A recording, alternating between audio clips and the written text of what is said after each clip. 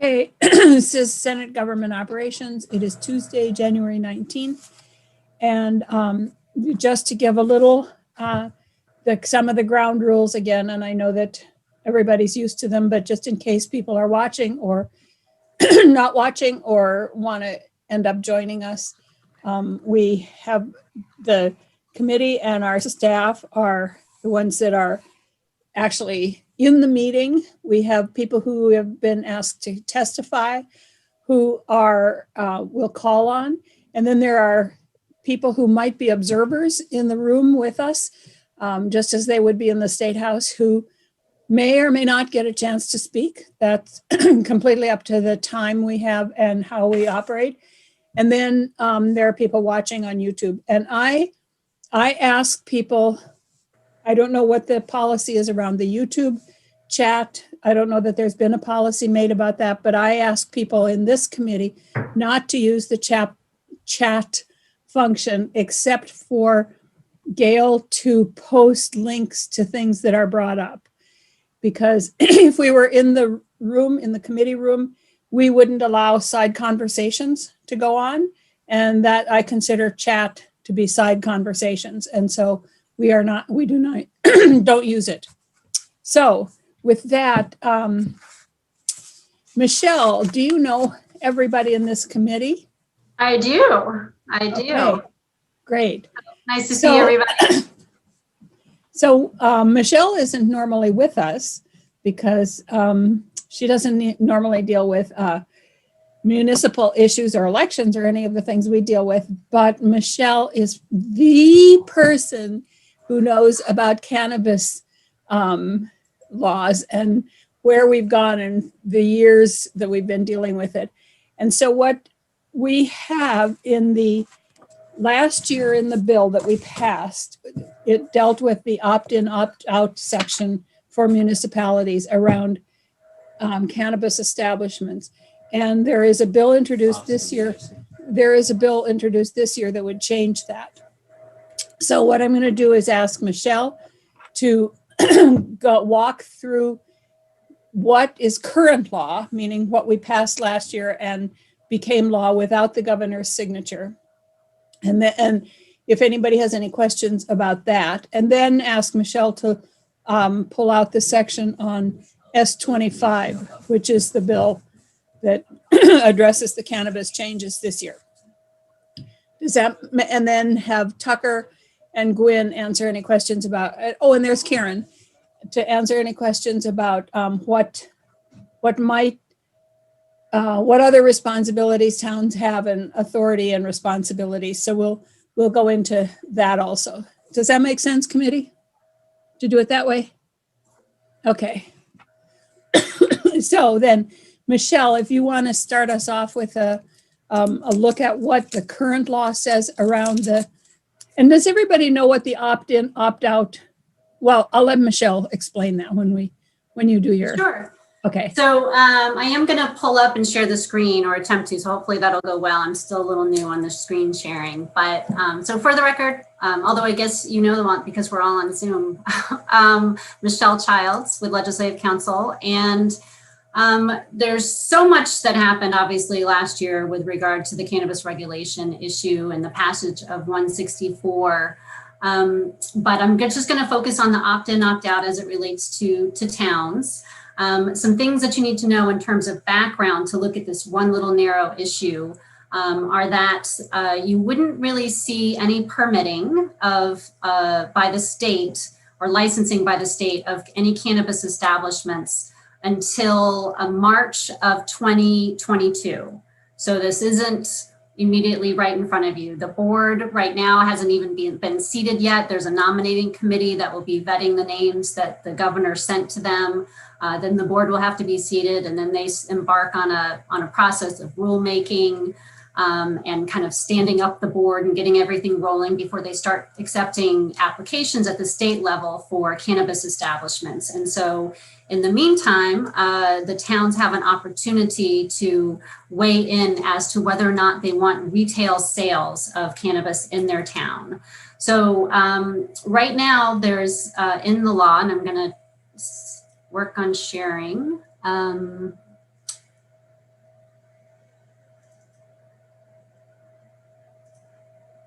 And tell me if this is working. Can you see that okay? Everybody all right? Okay. So Yep. there are new chapters within Title VII, the placement of cannabis. Cannabis has always been dealt with and still is to some extent in Title 18 in the health title concerning regulated drugs. And so the penalties there around illegal possession and dispensing and sale are still in 18. But for regulation of cannabis establishments, that is now in Title VII.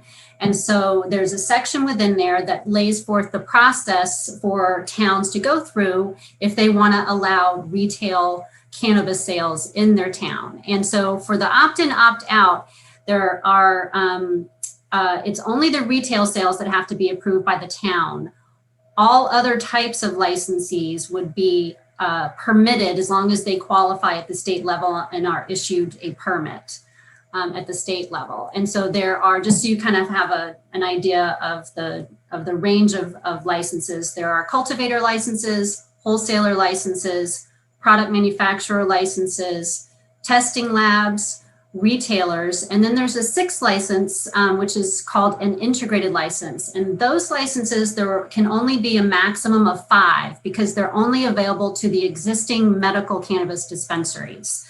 So I know this committee has dealt with this issue over the years, so you're somewhat familiar with it. And so for the medical dispensaries, they are vertically integrated, which means that under their current license and going forward, they would be able to do everything from cultivation to sale under the one license. In the new adult use market, you have to get different licenses to engage in different activities. And so this one particular new license under the adult use is specifically for dispensaries that want to stay vertically integrated and participate in the adult use market.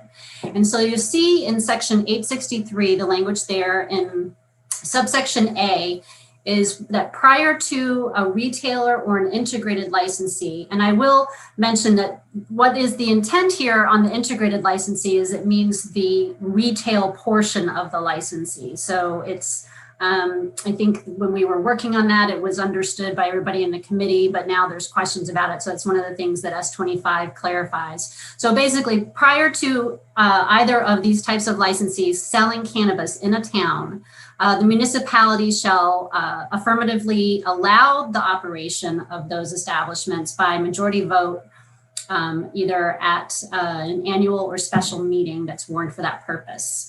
And you see on the last line, they can either put both, and there's no specific language that's included in the statute as to how the language must appear. They have the option of just putting something on that says, will we allow retail sales? They could say, do we want to allow retailers and integrated licensees? They could say, should we just allow integrated? So they have some options there. And so it has to be put to the town. It can't be something that's done by the select board or the city council. The residents have to vote on it. And then you'll see in subdivision A2, the vote remains in effect until rescinded by a majority of the voters and in the same manner. So it would have to be put before the voters at an annual or special meeting. And you'll see there about halfway down, if that affirmative vote is later rescinded by the town, that if you have a licensed retailer integrated licensee operating in that town based on the prior vote, it doesn't mean that then if they rescind the vote that all of a sudden it kicks them out of town. So you wouldn't have a situation where somebody said, well, the town voted yes, now we've invested this money, we've bought a building, we've set up our whole operation, and now they've changed their minds and we got to shut it all down. Subsection B is that any municipality that hosts a cannabis establishment can establish a cannabis control commission. And this is similar to what they have for liquor, is that would be composed of the commissioners who may be members of the municipal legislative body. I think with liquor, it's that required that they are the members of the municipal body, but I think actually, it might have been in this committee in Senate Gov Ops that you guys wanted to expand it a little bit to have some additional options for other people to sit on those local commissions.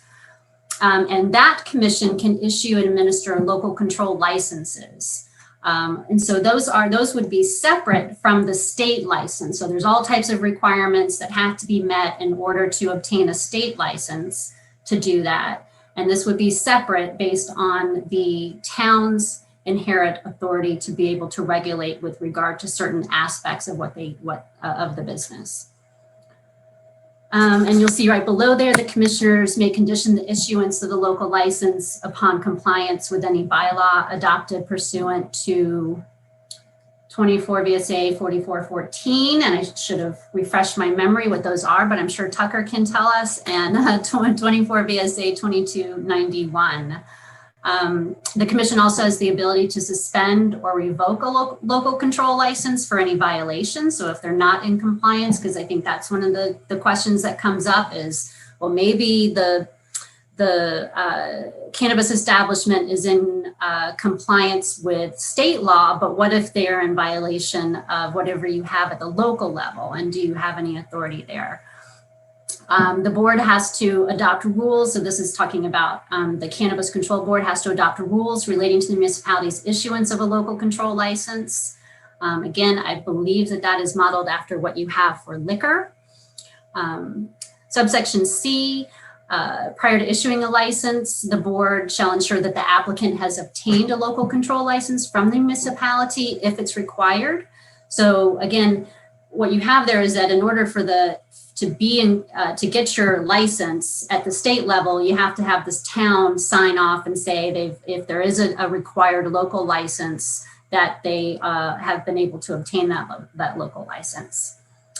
And then subsection D is just kind of belts and suspenders that a municipality cannot prohibit the operation of a cannabis establishment through ordinances. So you might have heard, I think in past years in anticipation of some type of legislation passing like this, that some towns passed ordinances that said, there shall not be any cannabis businesses in this town. Those would not have the effect of prohibiting it. I mean, they're all prohibited with regard to the retailers and integrated licensees unless you do affirmative vote, but it's specifically saying that you can't. So like, let's say they didn't want a cultivator in the town. They couldn't prohibit that cultivator from being in the town if they obtained their state license. They couldn't prohibit them through the ordinance. And I think that's about it for this one. Does anybody have any questions about this one? Anybody? Brian? Thank you, Madam Chair. Michelle, the ordinance, and I am familiar with at least one town in my district that did pass that. Those are normally approved by the local legislative body and not a townwide or municipally wide vote. Is that correct? I believe so, but I would turn to Tucker for those types of questions. Okay, so this is saying that even if a local legislative body like a select board or a city council said, we don't want any of these establishments, this supersedes that. Okay. Well, you wouldn't need to, even if it didn't have that, you wouldn't need to adopt an ordinance to prohibit retail sales because they're prohibited everywhere unless you affirmatively opt in. So there's going to be no retail sales until towns say, yes, we want retail sales in our town. With regard to the other types of licensees, so you have somebody who wants to maybe put up a testing lab or something like that, you could not adopt an ordinance through the select board or city council that prohibited one of those other licensees. You could regulate them through your inherent authority through the local licensing, but you couldn't prohibit them. Thank you. Mm-hmm. And through zoning. Right. Yep. Okay, I'm going to click over to S25. So it's got a few issues in here. But the first one is amending this exact section that we were just discussing. And so you'll see the new language on there, is that it clarifies on line 10 what I was talking about earlier, that just making it clear that we're talking about the retail portion. Does it not show up?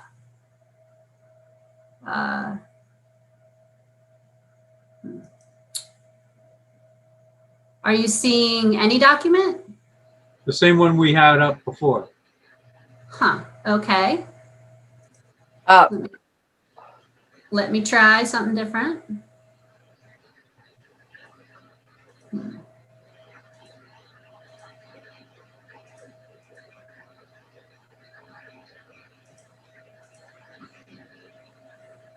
I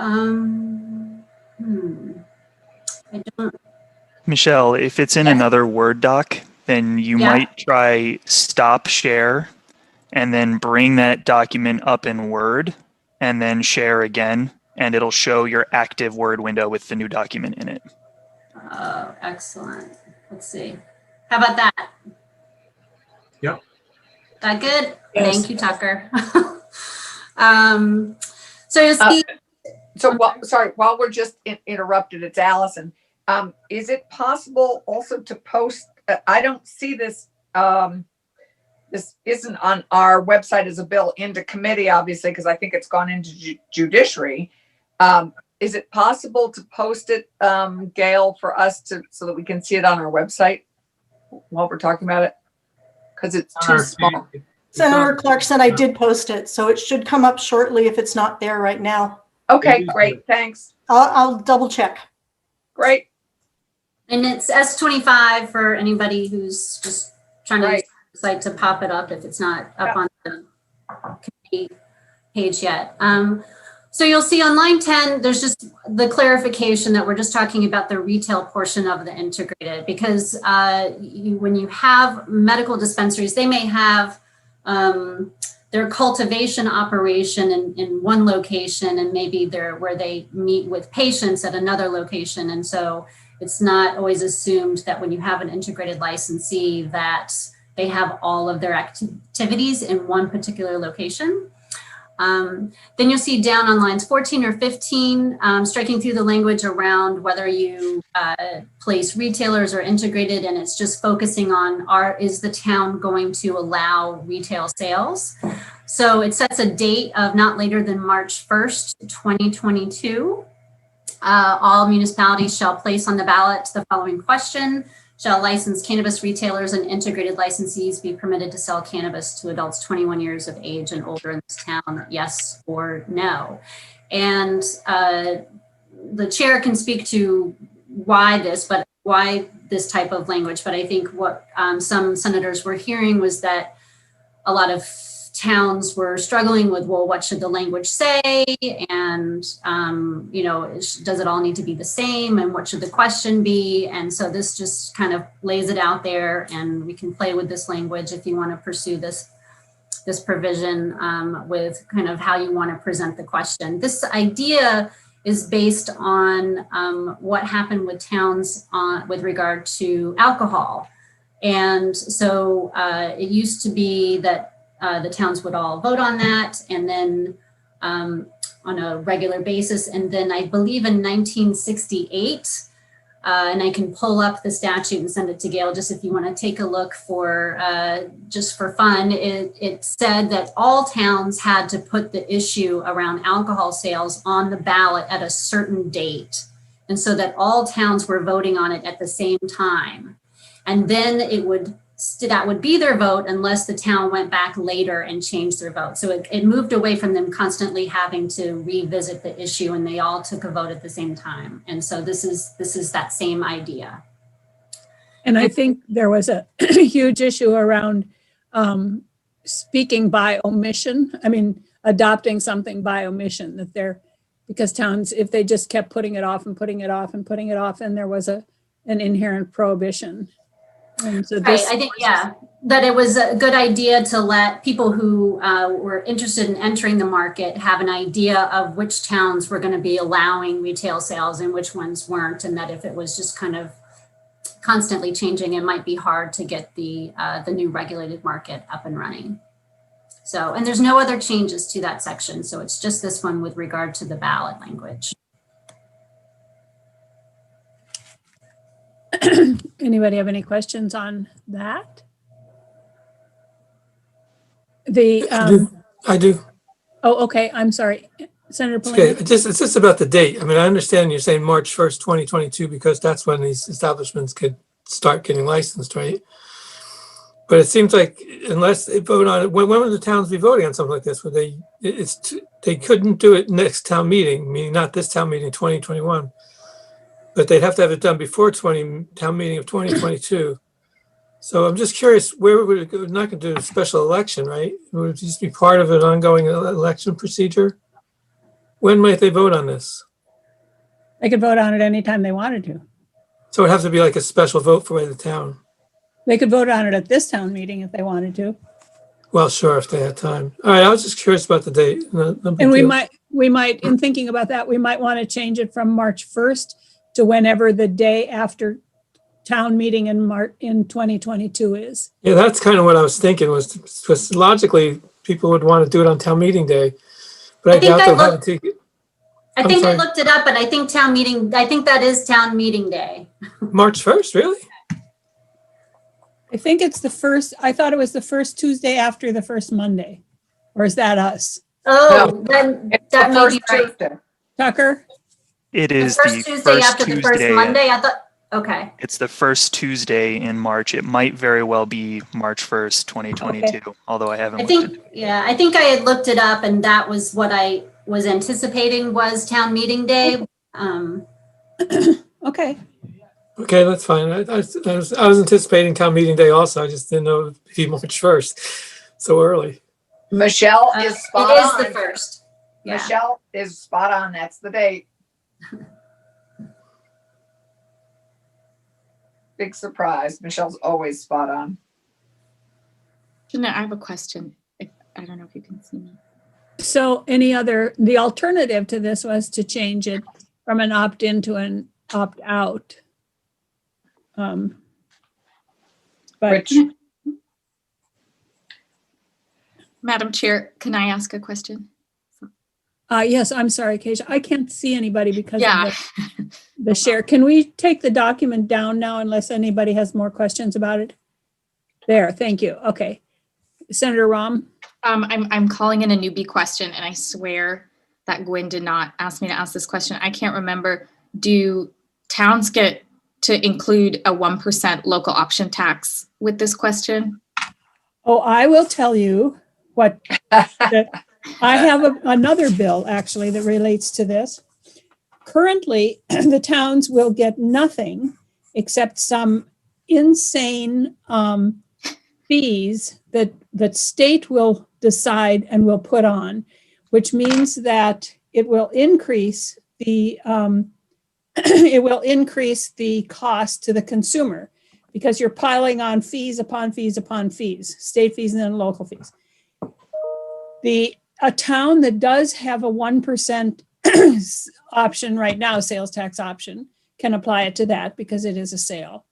Okay. The Senate had allowed a 2% option for just this product. And the House did not agree. And we then have I am suggesting, and the Senate voted on, a portion of what comes to the state. So 14% of the sales go into the general fund. Of that, 12% would go to 12 to there, and 2% of the sales would go to the towns by a formula designed by the Cannabis Board. But that was defeated. Okay. And we'll try again this year. Great. I don't know if that made any sense or not. That did, and I support trying again. Senator Clarkson?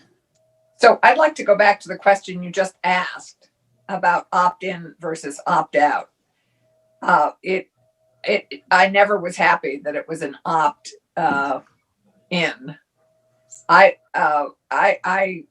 Do we have the opportunity with this bill to turn it into an opt-out? we could suggest that. I think it would be a harder. Anthony, will you take over for a second here?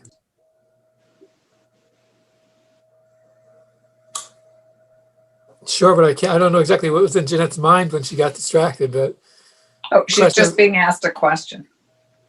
so the opt-out would be harder, she thinks, to achieve politically, I think. Do Oh, others have, was Allison. that the issue with the conference committee? Was that the opt out was a harder thing to get through? The House would not accept an opt-out. Right, that's what I recall, right, as we followed this last year. Yeah, it's too bad. Anyway, there we are. So changing that at this point, probably things haven't changed in the House. not enough. And VLCT was very successful in this because I think this was a VLCT choice to have an opt-in. They did choose that, and I'll let them speak to that, but I think they were more concerned about the revenue sharing than, and would have given up opt-in, opt-out for revenue sharing, but we got neither.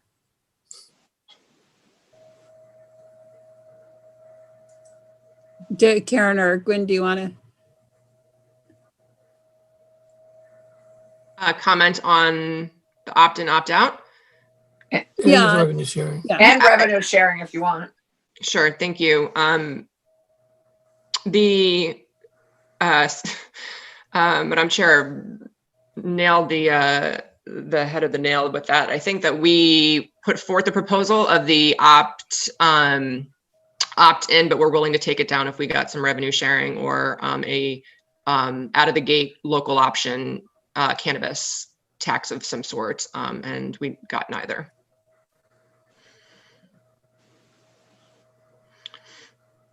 Does that answer your question, Senator? Yeah, but you did get the opt-in. I mean, you did get that.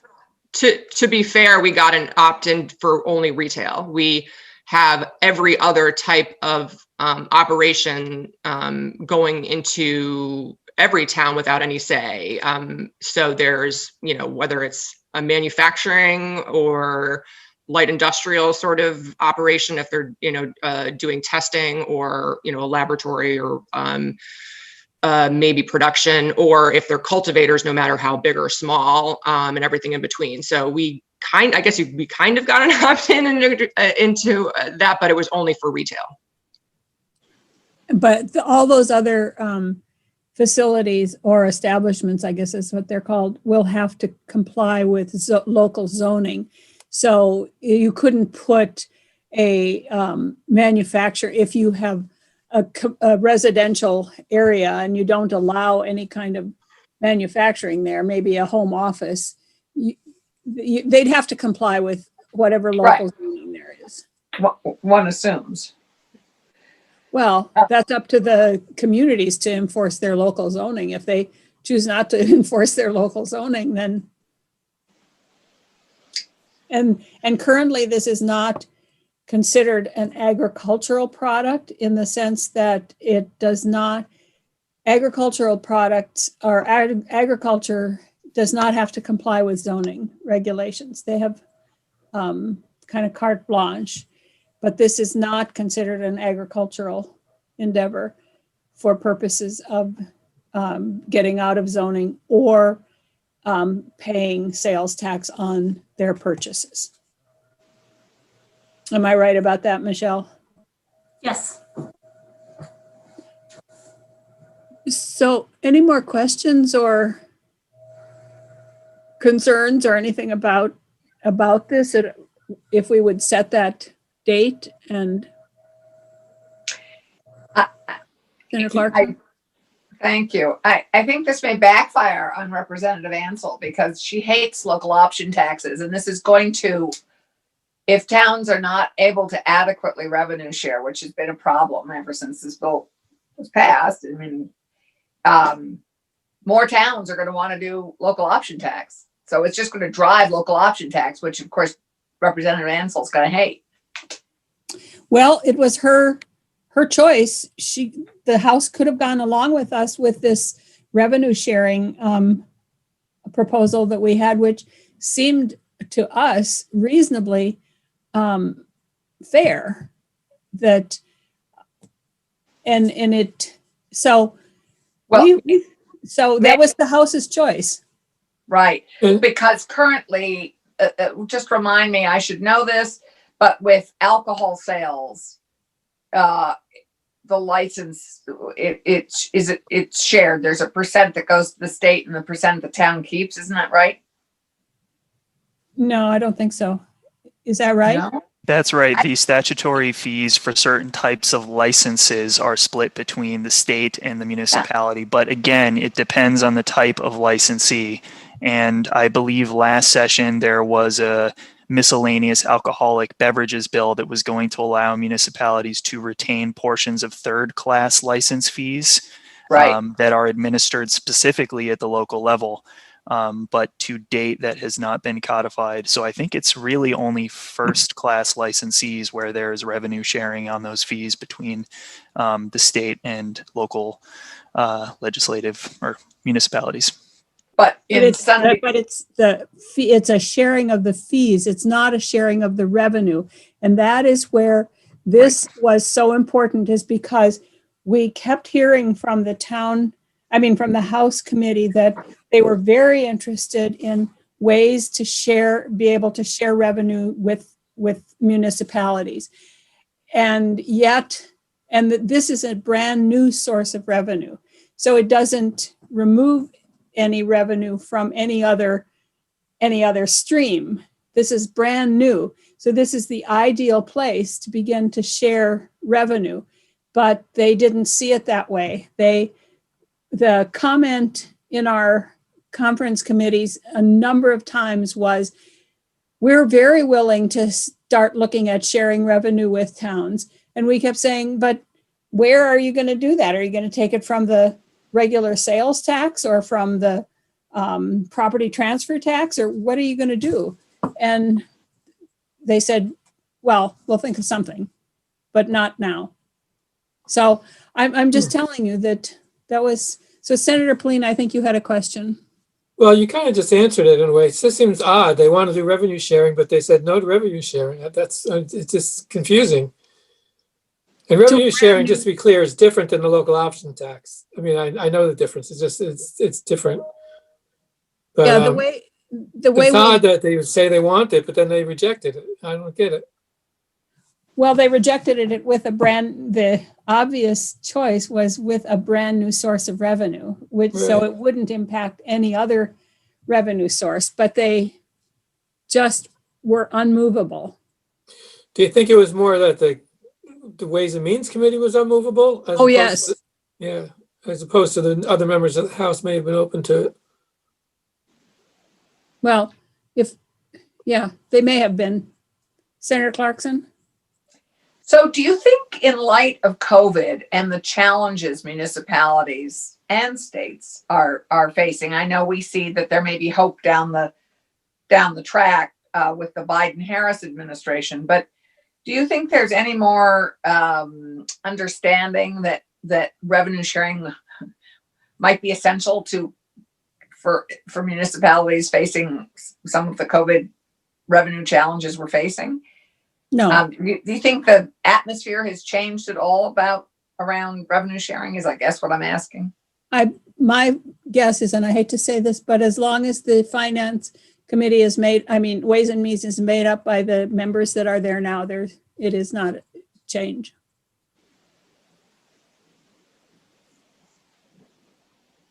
So I don't know what more to say, but I do have a bill, and I suspect it won't go to our committee, but will go to finance because it is a finance issue. So we'll see what happens.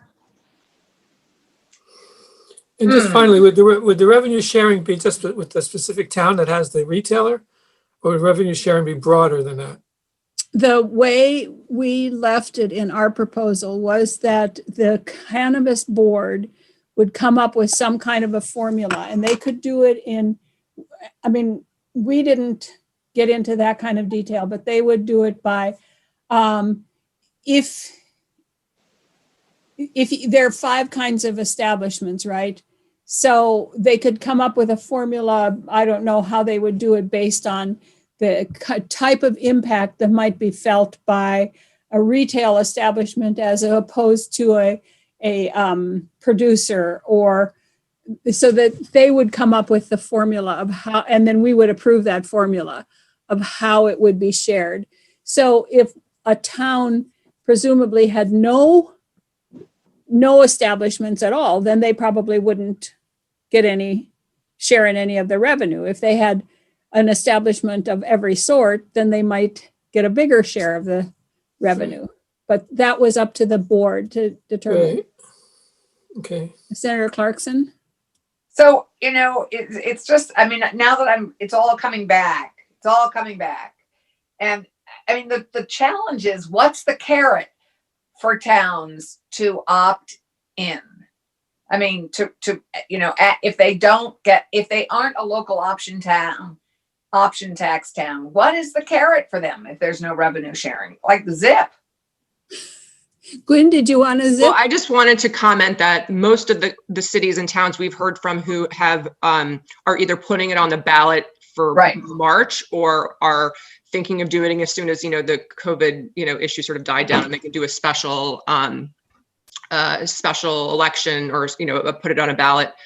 They are towns that have the local option sales tax in place already. Most of the towns that don't are now trying to figure out how they might splice and dice the sales tax, because they have interest in applying it to cannabis establishments, but not necessarily every establishment in town. And is there a way to word a charter amendment, or even introduce a charter to the legislature to adopt a cannabis tax of some sort, or just limit the sales to cannabis establishments? It hasn't been done before, obviously, but it's worth a shot. The town of Eden last year had a charter amendment for, I think it was rooms and meals, but I think they took out the meals and only applied it to rooms. So at least that's one example of a town that's done it a little bit differently. So I think you're absolutely correct, Senator Clarkson, is that a lot of towns, when there's that carrot right there, they're more apt to line up first in line. And when there isn't, there is no incentive. Right. So this is really a classic example of be careful what you wish for, because you may get the unintended consequence of ballooning local option taxes, which I know Ways and Means is going to be unhappy with. Or ballooning charters that are designed just for this purpose, which is what we saw before when we wouldn't let them have hire their town clerks. Right. Senator And, Cole? Or no towns opting to have the marijuana retailers in their town, because there's no benefit to it. Oops. exactly. Sorry. Yes, please, Senator Collmore. Thank you, Madam Chair. So back to the question at hand, if I could. The thrust of S25 doesn't change the opt-in or opt-out situation. All it does is require municipalities to take a vote by a certain date. Is that correct? Michelle? And so I know it was Senator Benning that introduced the bill. I'm just wondering what was the problem with what we passed before? Why did he feel the need to put a temporal sort of limit on this? Well, I can tell you because I'm on there too. Okay. Because if a town just didn't have a vote, say the town of Putney, we have a center. I mean, we have a pretty vibrant, we hope, little village center here, right, Tucker? And Santa's Village. So if our select board just never put it on, a retailer wouldn't know. Should I think I have a great business that could land in Putney. I think that it would be great. We have Landmark College here. Yay. We have a lot of stuff. And so I want to put a retail establishment in Putney, but I don't know if I'd even be allowed to because it's prohibited until they have a vote. And so it gives some clarity and some deadlines for people to know where it can be and where it can't be. And Tucker, if you have a better explanation than that, thank you. It was a wonderful explanation of how a legislative body could, as you put it, delay the vote by omission and never bringing it up. But unless we forget, based on recent discussions in this committee, voters can add an article to the ballot by petition. Mm-hmm. So potentially you could have 5% of the voters in a municipality petition to add this as an article on the ballot, and the local legislative body would be compelled to allow the opt-in vote to happen. Right, that could. And if you had 5% of the voters that were so motivated, it would probably take some lobbying by whoever the retail establishment people were that might want to set up in Putney. Thank you. Senator Clarkson? May I ask Gwen, how many towns have it on the ballot this March? I think quite a few, like five or six. Well, that's not quite a few, but I don't know exactly where we're at right now, but as far as I heard, there were 4, but there might be more that are adding it. I don't have an updated list. Yeah, not that many. Well, I think a lot of the towns are, I mean, this is another thing that I'll take this opportunity, if it's okay to comment, is that,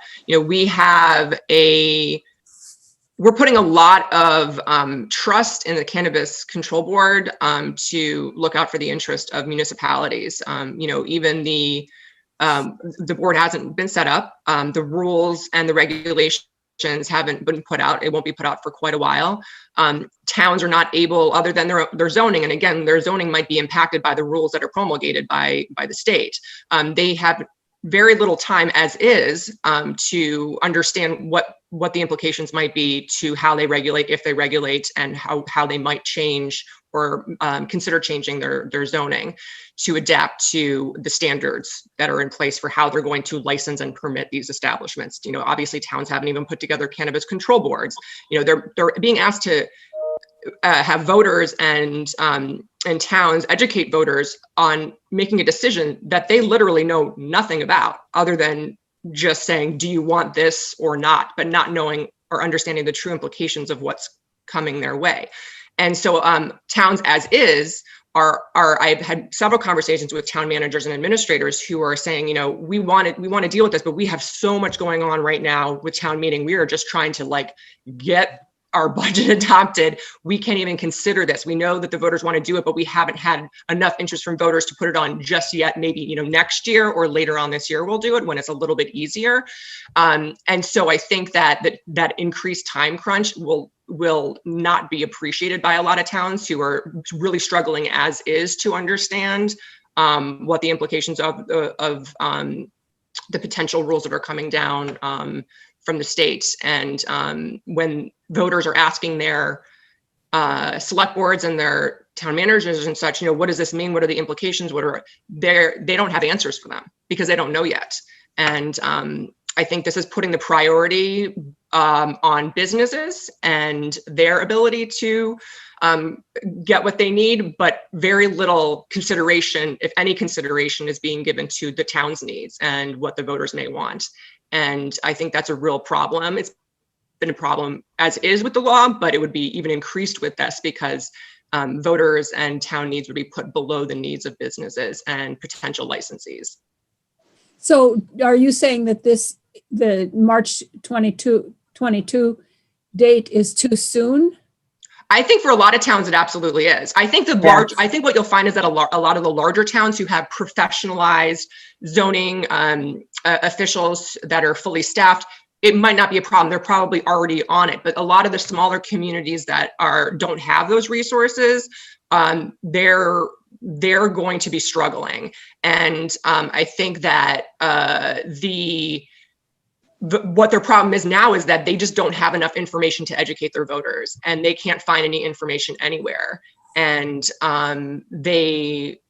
will be, yeah, essentially being asked to weigh in something while not being fully prepared to understand what the implications are. And so I think that the March date is very ambitious for, I would say, most towns, but nothing's preventing towns right now from going in and voting. And the towns that are feeling really, woohoo, we don't even care what the regulations are going to say, we'll deal with it anyways, they're already going to the ballot box. And there's a lot of them that are going to consider it later on in the year, early next year anyways. So I don't think we really understand the need for expediting this just yet, because I think we haven't even gotten to the March town meeting date to see what the results are. And I think that additionally, if a town decides or a city decides, and the voters decide actually, because they're the ones who are making the decision, whether or not they want to allow retail operations in their community, they're going to be rewarded by probably having the first licensees in the town, because their businesses will know where they are accepted.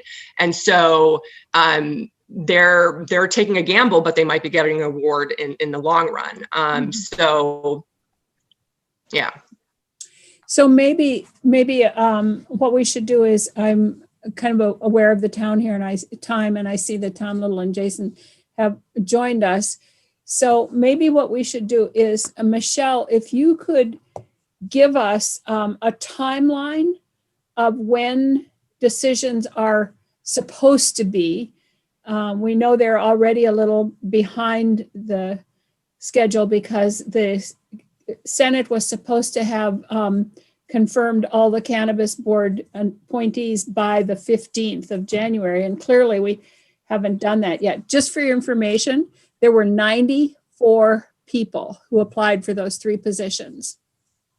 But if you could, Michelle, do a timeline for us. I have a timeline, and I will send that to Gail as soon as I finish up right here, and I'll send that to you. And just so you know, is that based on this timeline, like the chair said, it's probably gonna need a little adjusting, perhaps, but who knows? But the board is supposed to have adopted the rules for the cannabis establishments by March 1st of 2022. So I realize that towns have to work on getting their language, getting things on the ballot prior to that, but rules are the idea was that the rules would be completed by then, and certainly the draft rules will be out and available for comment well before preparations for what goes on the ballot for town meeting. So it won't be a total mystery.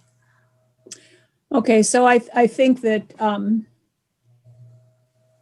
if the rules are supposed to be out by March 1st, and then they're supposed to put it on their ballot by January 14th or 23rd, that is pushing it a little bit. So let's take this up again and hear some more thoughts about whether it should be moved out even a few months. It doesn't have to be moved out a full year. It could be moved out 5 or 6 months or whatever. But and hear from some town clerks maybe and some select board members. Okay. Great. All right. Is that okay? Yes. Yeah. All right. So let's put it on. This isn't a terribly high priority because I don't think this bill is going to go anyplace really fast. So in a couple of weeks, we'll put it on. And Gwen, if you could help us then get some select board members and people to come in and talk to us. Is there any particular towns or cities or input that you're looking for regarding this to help me? No, Towns? maybe some that have town managers, some that don't, some that Okay. just have. I would think that the people who are considering having retail establishments are communities with some kind of village center. I can't, for example, imagine Dummerston thinking about having a retail establishment. They have they have 2 convenience store gas stations. That's it. They have no village center. So, so maybe a town like that may or may not even consider it. Okay. I don't know. Yeah. Jeanette? Maybe Senator Clarkson? Yeah, maybe towns that have put it on the ballot. I mean, it would be just interesting to have a mix of managers, non-managers, towns that have actually chosen to put it on the ballot, what their work was, Okay, size, a range of size of towns, and demographic would be interesting, given our social equity caucus work on this bill and the work group. We actually, at some point, I need to speak to the chair because there were some ideas that were raised during the course of our work group work. So not for today, but no, at another point. okay. And then at the same time, if we want to, we can look at any of the other municipal issues around the way the bill as passed is, and if we need to make any changes around any of those, Good. Great. because they're not in here. Senator White, can I add something? Yeah. I would suggest, as one of the towns you hear from is Burlington. I know that, and I don't know where things stand now, but I know that Burlington was looking at creating ballot language for this March. And some of the things they were talking about considering were putting certain conditions on the vote, and I don't know that they have authority under the statute to be able to do that. And so I think maybe hearing Okay. from them, I did hear that Montpelier just agreed to something. I don't know what that looks like, but I think it'd be good to get some of those, because I think towns are taking very different approaches, and I'm not really sure where Burlington's ending up on that. And Okay, good thought. Okay, so we will get this set up for a couple weeks from now. Thank you. Thanks, Michelle. Thanks a lot. Nice Good to have be you with us. in our committee. Okay, committee, we're going to hear the exciting news about the census. We have Jason Broughton with us and Tom Little. Jason is the state librarian, but I don't know what your title is around census. I think you're the census guru, is that? Yeah. And Tom Little is the head of the Legislative Reapportionment Redistricting Board, LAB, right? Legislative Apportionment Board. That's the official title, yes, Senator. Okay. So with that, and I don't know if everybody saw yesterday that the census director resigned yesterday. He was apparently under a great deal of pressure to make sure that he didn't count any undocumented citizens, any undocumented residents. And he just resigned. He had So- 1 day. He could have held on for one more day. Why? The Why would we leadership want him to? changes. Huh? The leadership changes significantly. I know, but why would we want him to hang on? Oh, yeah. He was not acting in our best interest, in He was certainly not. our people. So I'm glad to see him go, as a matter of fact. Senator Rahm? I just wanted to say, while our state librarian is getting his presentation up, I don't know if this was discussed and I'm completely wrong about this, but I just experienced a really strong census taking operation in Vermont. I just feel like they were at my door 3 times. I ran into them out in the neighborhood, and I just don't know when there might be an opportunity to say thank you to Vermonters who made that possible as well. But I just thought it was a really robust census, and I was really proud of us. Hear, hear. Thank you. Yeah, Here, here. I think you're right. So just, so let's get some kind of an update on it, and I'll let the two of you do this however you see fit in terms of your presentation and what you want to say to us. And knowing full well that if you ever get any numbers, in 2022, in January, we will have to establish a redistricting committee in the Senate. And then our work begins. Your work is beginning now, and then our work begins then. And Tom, I apologize for not giving you a call back.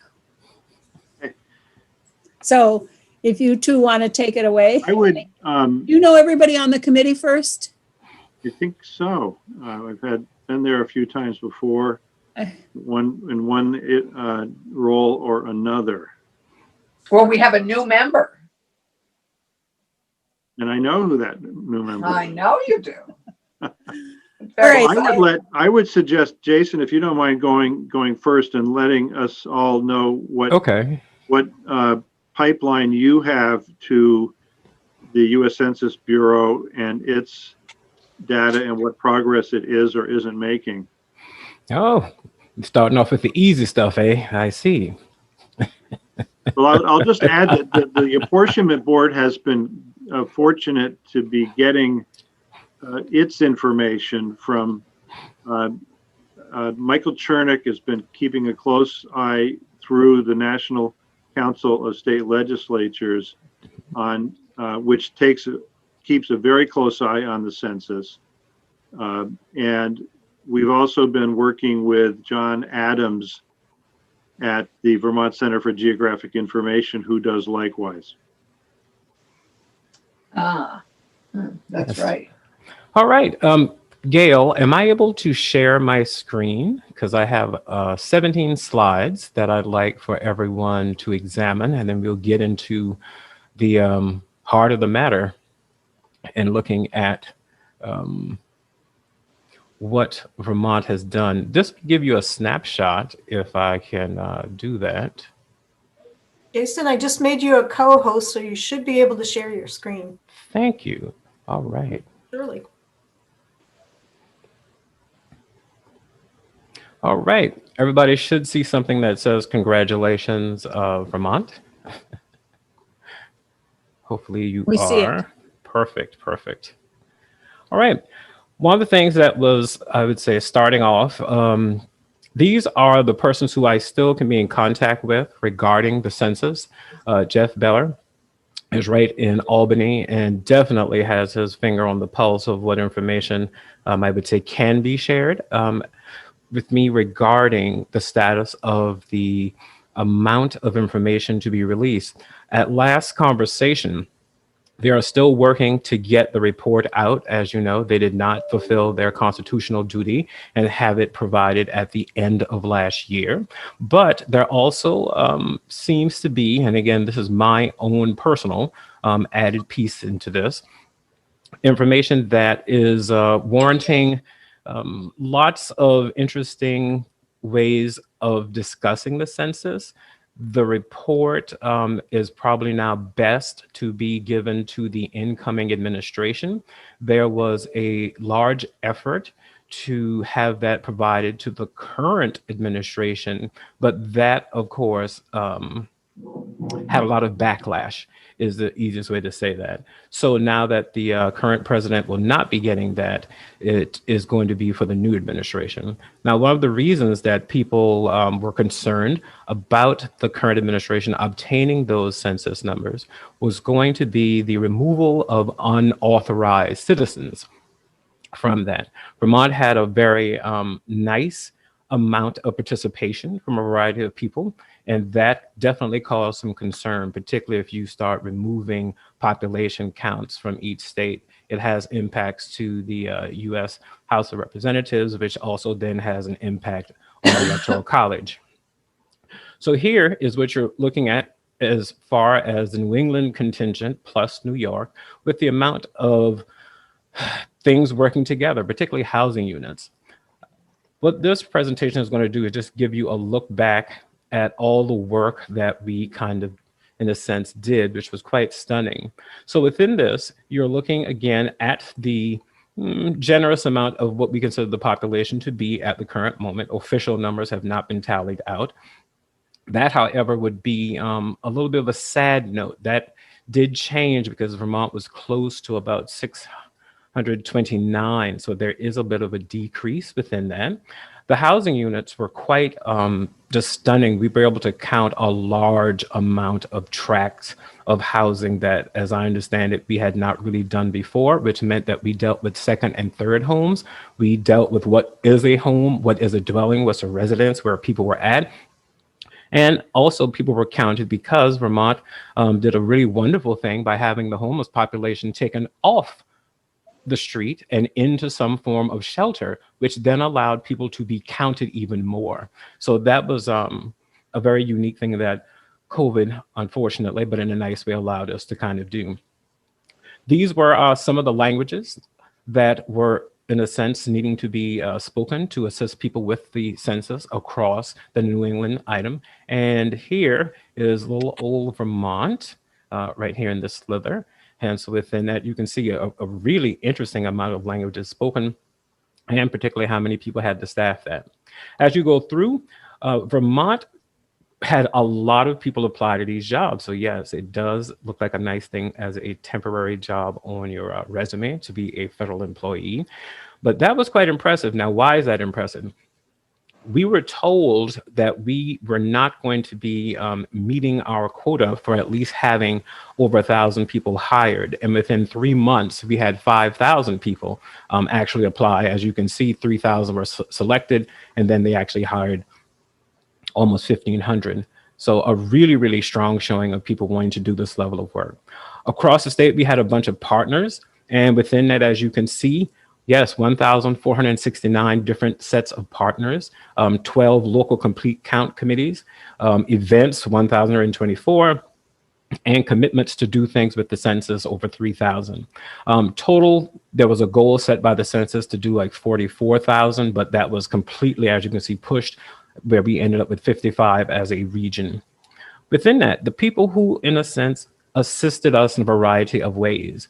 You should see the two largest groups, the 29% and all of a sudden the 25. So you had nonprofits and government, the rest business, faith-based, and of course education. But again, really, really wonderful groups pushing out participation of the census. The MQA, or mobile questionnaire assistance, was something that the census allowed itself to do, where they would go out and actually do census help for people who actually needed it in different types of areas that could also be remote. Vermont, we had 449 little tiny events, and that's quite a lot if you consider we did not really start these events until after June. Because remember, as COVID was coming across the state early on, the summer allowed us to be able to do a little bit more things. People started to be able to come out, and the census workers could actually go out into the areas in a very safe way with precautions. Self-reporting. Now, here is where Vermont continues to lag. This is the most important number. Self-reporting means that you go out, you give it your all, and everybody does it within a set time frame of doing it on their own, as opposed to what is called the non-follow-up unit, which means they're going to knock on your door, you didn't respond, they're going to ask you to participate. As a state, Vermont ranks 44 within that, but 60.5% within this. We did have a really nice item, which was we completed the census very, very early as compared to a lot of states, and we ended up in the #1 position for actually doing that. So while the census was completed, the accuracy of it is now the item that people want to discuss, because there are a lot of things. The Bureau itself does acknowledge that there are problems with the reporting. There are questions about how fast the work has been done. Also, a lot of things need to be cleaned up. And so that is the next challenge for the Census Bureau. Of this, here, just an item to show you the top 10 and top 5 counties. As you can see, Chittenden right here at 76% within that, Washington at 62 and in orange. And then here are the actual towns that have some very, very unique items. So kudos to these people. I mean, 85% is like stellar for Jericho. It's just amazing to see people actually really, really participating. Here is what was supposed to happen. As you can tell, the apportionment was supposed to go to the president. They are still working on that at the current moment.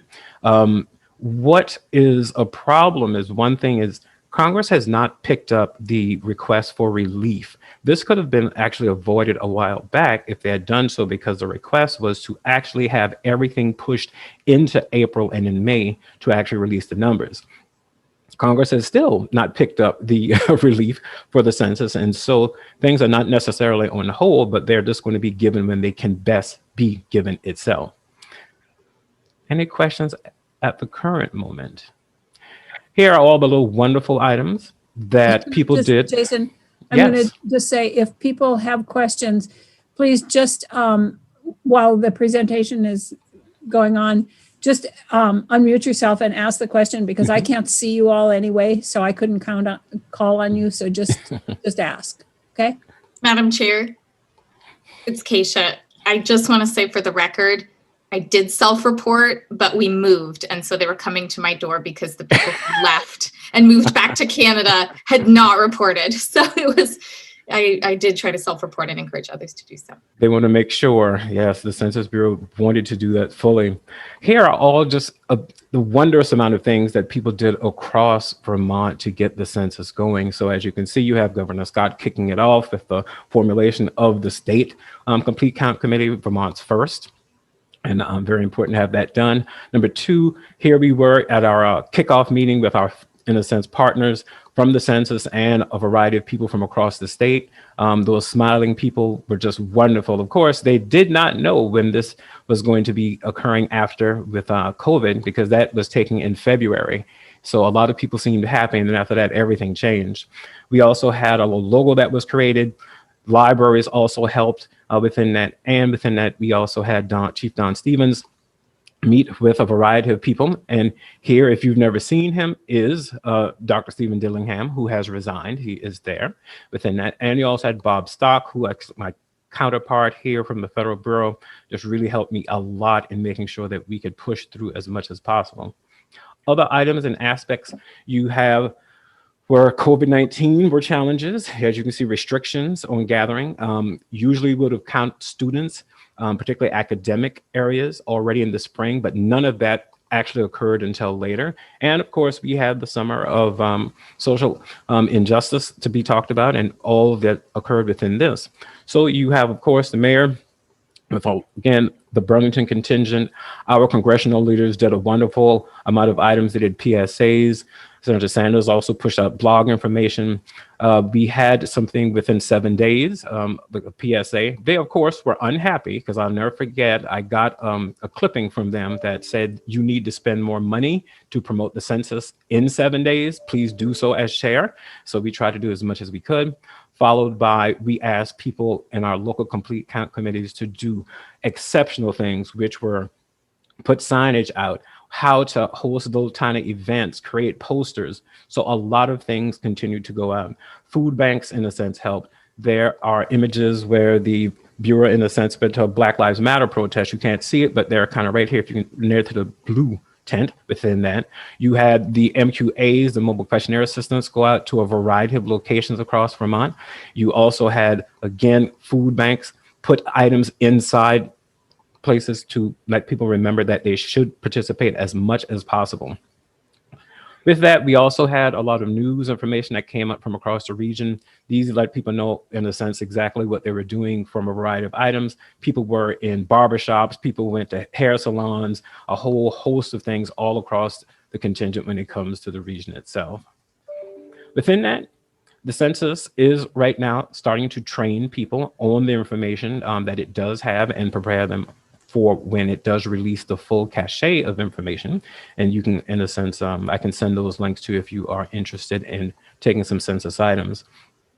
Within that, people also need to remember that the census always has surveys going. The most common one that people should remember is usually going to be the American Community Survey, which is done every 2 years. They also do population counts and also housing surveys as well. And they continually do economic or government items when it comes to the census. The decennial is the easiest one to remember. They only occur in years that end in 0. So the next one will be 2030. And of course, this year's, last year's census was the first to be done virtually. And that kind of concludes all that I actually have. questions. Again, it was a wonderful item to look back as far as what the census took place in Vermont and what we actually tried to do. Clarkson? Thank you. Jason, again, we applaud your work on this and your leadership. Vermont is so grateful. It was one robust census. And Yeah. I really take my hat off to you. I'm just curious, how do we, I hate to ask, but I feel like I need to, how does our response rate compare to 2010? It's a little bit better. I'm still waiting to get the full amount, but again, some of the people I could talk to, they let me know like, yes, it's a little bit better, but I had expected more, as almost probably like a point higher than where we were last time. It's still better than nothing, but again, it did increase, and that's going to do a variety of unique things.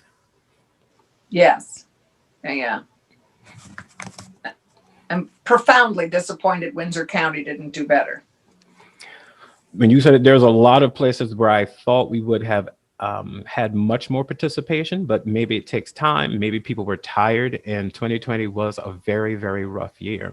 The wonderful thing that I can say that Vermont hopefully will be getting is much more robust data about locations and geography, and also where people are living or say that they're living, and what's available and what's not. So that's one of the things that I believe Vermont is going to get when they finally release that. The problem again will be, how accurate is it? Because the Bureau usually takes a lot of time to clean up data as they go through. And if you were reading, I can send you links if you would like to. There are people who are questioning the validity of the data because of the way it happened so fast and what actually needed to be done. You do also have parts of the Bureau being asked, well, did you close things too fast? Did you not clean the data up this way? And so that right now is the biggest conversation that's occurring in the Bureau itself. Jason, did we, I know Windham County was very, very low for a long time. And then there was some, the legislators kept putting out things in our letters and our press releases and stuff saying, please, please, please. And then there was some information afterwards that related to second homes and how the count was low because of the, we have on the western side of the county, a ton of second homes. In fact, some towns have more second homes than first. So I wonder, did that ever get cleared up? It did, as best we could. Again, because we had such an amazing amount of people working to clear up those housing stocks, I can't wait to see what the full data comes out with. But people do need to remember, when you're taking the census, particularly in the decennial year, the housing stock is like a weight. And what can occur is there's a two-step process. For those persons who do have their house in Vermont as a second home, when they're completing their census, they are to check a box that actually says what their primary, of course, residence is and where their second home is. And once that is done properly, it removes that out of Vermont's weight and allows it to go up a little bit. But if people didn't do that, it's going to sit there as if a body is in the house, the residence, and that means the person would be seen as, well, obviously you just didn't take the census. So we have to, it's not a strike against you, it just creates more of a problem down the line for your account. Yeah, and I think that happened a lot in Windham County at first. And so Senator Senator Clarkson first. Collmore. Thank you, Madam Chair. So Jason, you mentioned that we were overall better by about a point than we were in the last census. Do you have a sense of which states, I don't want to say did better, but had more of an increase than we did, and maybe any reasons why? Oh my goodness. From what I have been reading and also listening to in conversations with, there are some, when it comes to population dynamics, I am very surprised that we were losing a little bit of our population while our surrounding people near us, such as Maine, gained, which was quite interesting to me. Of course, all the others, including New York, but everybody else around us gained, even if it was just small. Within that, I am not particularly sure why that's the case. I think there were a lot of actions that they might have taken earlier. One of the things that I don't want to necessarily complain about, but I wished we had started sooner. A lot of states, particularly your big state, New York started like in 2015, and you can see why that's so important. For states like Vermont, yes, we might say, oh, we can do it in a year. I think it would be best to have, if we were going to do prepare for 2030, maybe around 2027. The state gets people together and start saying, okay, now how are we going to map out, how are we going to count this? And that way people start paying more attention to it, because those states that I have been on the call with across the country that really, really were successful. California they had planned, literally 2010, the minute 2011 started, California was already preparing for 2020. So it would be starting earlier, I think, allowed them to have a complete conversation with all the partners, the legislature itself, and say, here's our plan and here's how we're going to carry it out. And they went off and did that. Senator Rahm, did you have a question? Yeah, I don't know if I was chosen at random or they invited anyone to participate, but throughout the pandemic last year, I was regularly asked questions like, do I have enough to eat? Am I stressed financially? I was so interested in getting that information in the aggregate for our state when I was done, and I didn't know if that's a completely separate process or when the follow-up would be about how people were doing across the state financially and in terms of food security and things like that. It sounds like what you ended up being able to partake in is the American Community Survey, which goes into those types of questions. They'll go into how are you feeling, your health and wellness. It'll go into your economic item. It'll go into unemployment, saying how are you feeling about that. So yes, those occur in 2-year cycles. And in some cases, yes, when you find a reliable person to answer, you almost want to come back to that because you're not sure if you're going to ever get that again. So it sounded like they trusted you enough to say, we're just going to keep asking her a bunch of questions because she's giving us all we need. So we thank you for that. Sadly, I don't, I imagine if I could sit there and answer questions for half an hour or something, I'm not a random sample of the population, but, I was always glad to answer that. And it asked you if you knew other people who were food insecure and things. So I hope we get some good information from that. Yes, they should be releasing that pretty soon because with the American Community Surveys, they do them really quickly. And then in about 6 months later, usually start to see the results of that because it's supposed to be almost extremely timely. Senator Clarkson, and then I want to go to Tom for more words of wisdom. So, Jason, once this is all done, I would hope you would put together your lessons learned and your big takeaways to pass on to the next director. I mean, if you stick around for 10 years and do it again, that would be great. But I was just curious if you had received any lessons learned from the director of the 2010 census. And, because 10 years is sadly a long time for us to seem to keep information and actually benefit from experience. So did you get any lessons learned from the 2010 director? And please, I hope you'll pass on for the 2030 director some of your lessons learned. I would definitely say yes. It was a quick conversation. I like to say my vice president of doing this was Michael Mosier, who is at UVM Data Center. And within that, we are prepared to create a report that we wish to make sure is uploaded and is there for people to know because it shows everything that went right. And then we have here's what we could have done better. For my first conversation, it was very simple. He even did the census and said it was going to be totally different. Within that, though, I never forget his parting words were, well, good luck with that. And that was it. So, yes, we will have a report.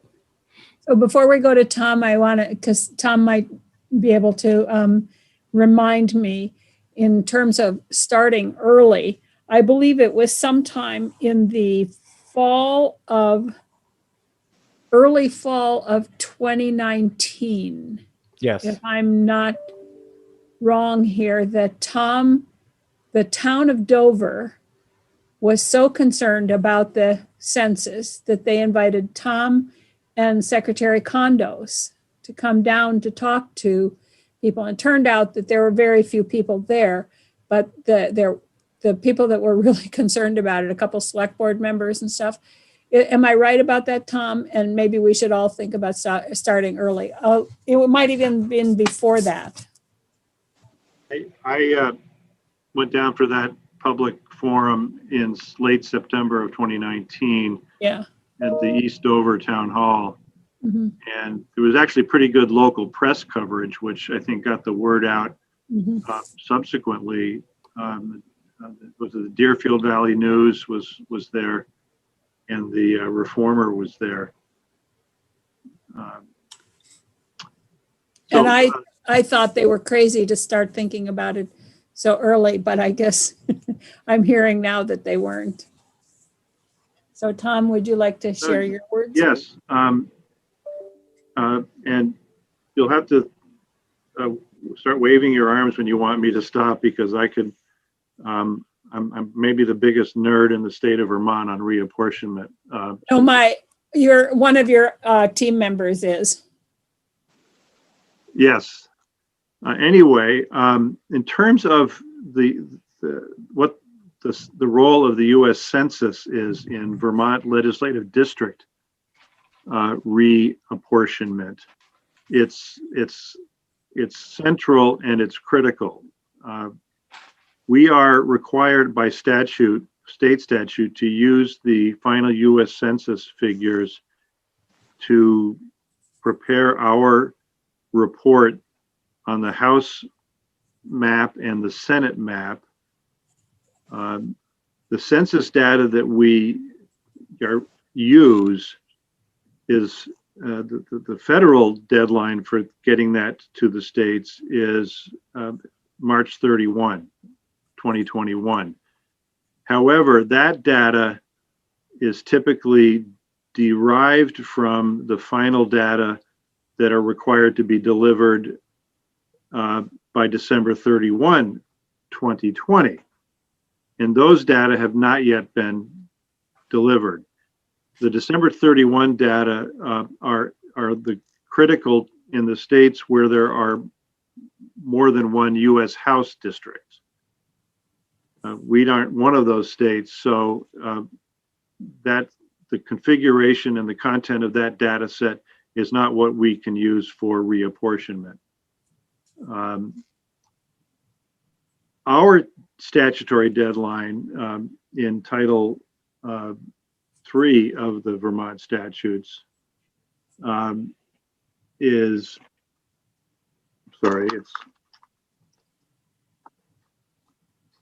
in Title 17,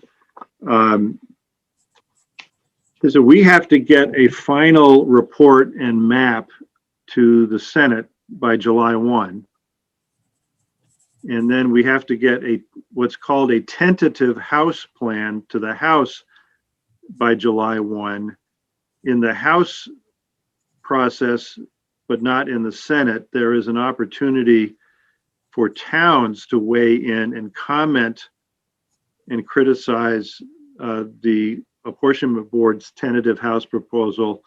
The town's deadline is August 1, and the apportionment board has until August 15 to issue its final House report and map. So if in a year in which we get the final census data by March 31, that gives us April, May, and June, 3 months to get the work done for those, the Senate final report and the tentative House report. I started, having done this before, I started agitating, working on this actually a couple of years ago, Madam Chair, for a number of reasons. One, it struck me that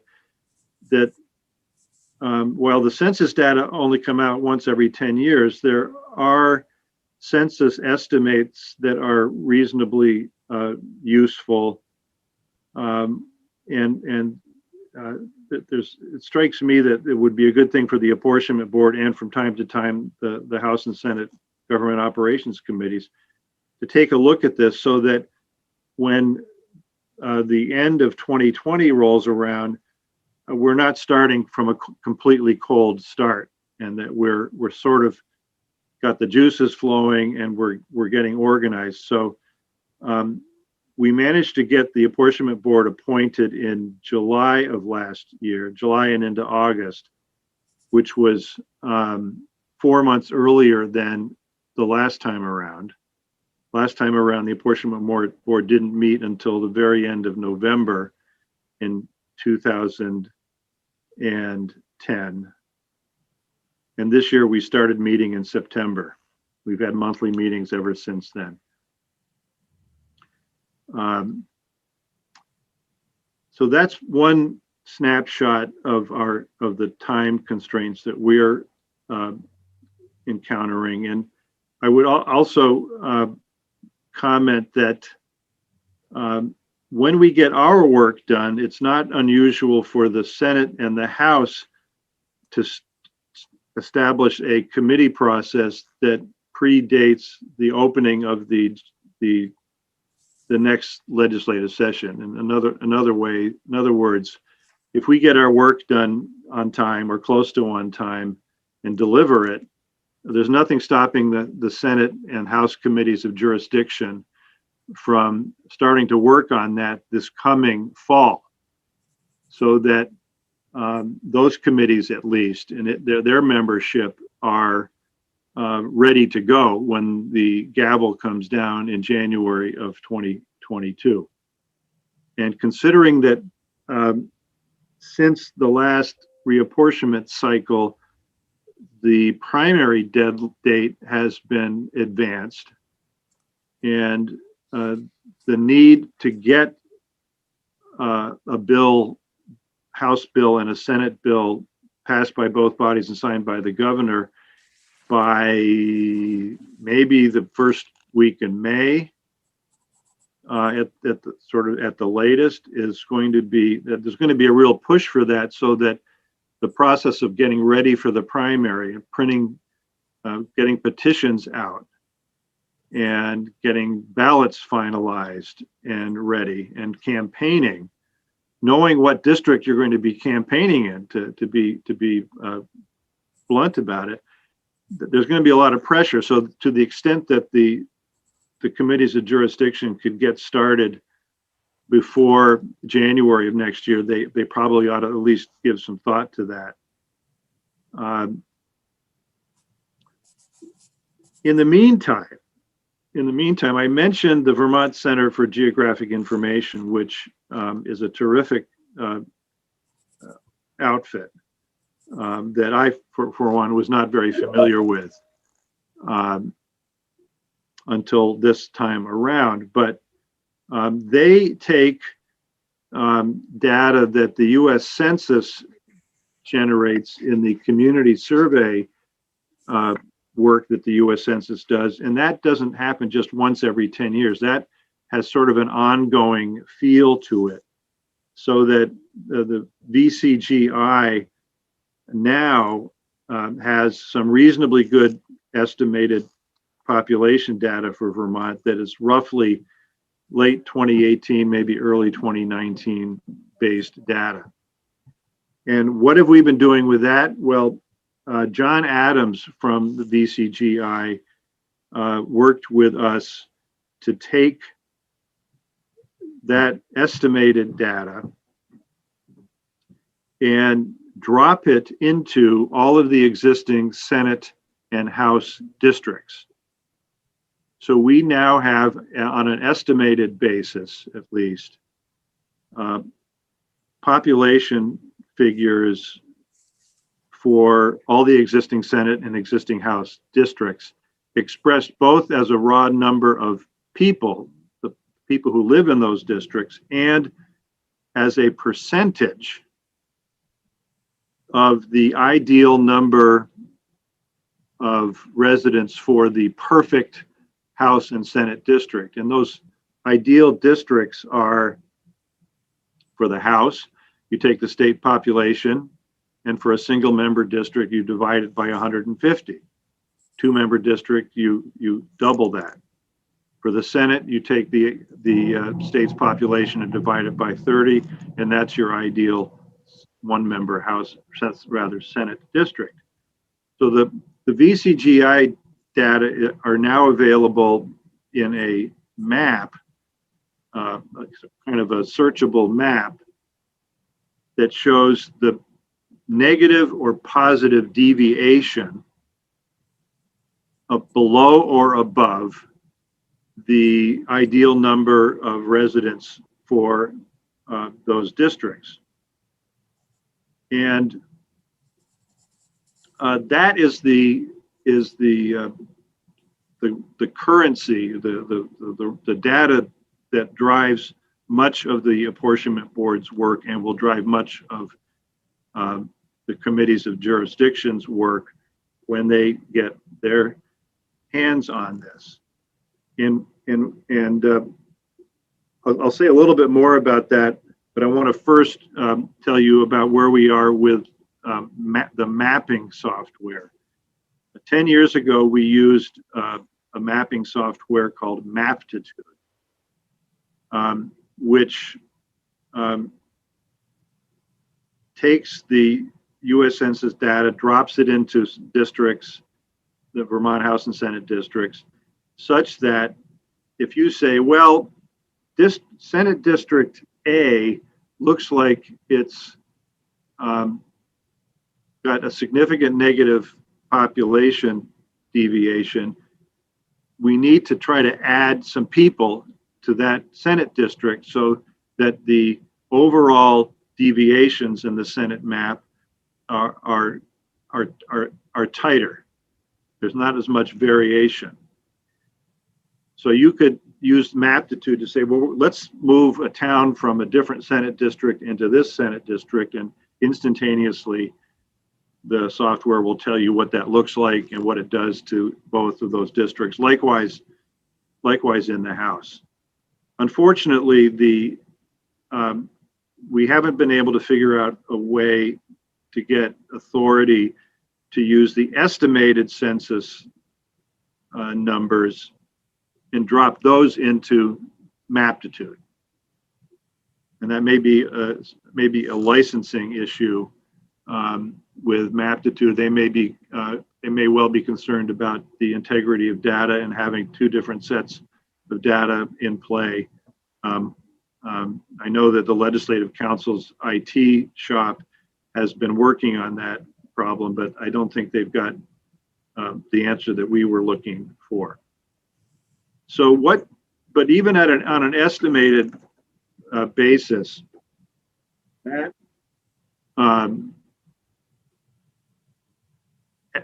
what I'll call it the estimated maps has allowed the apportionment board to identify the House and Senate districts where the either high positive or significant negative population deviations indicate that those districts are going to need some attention.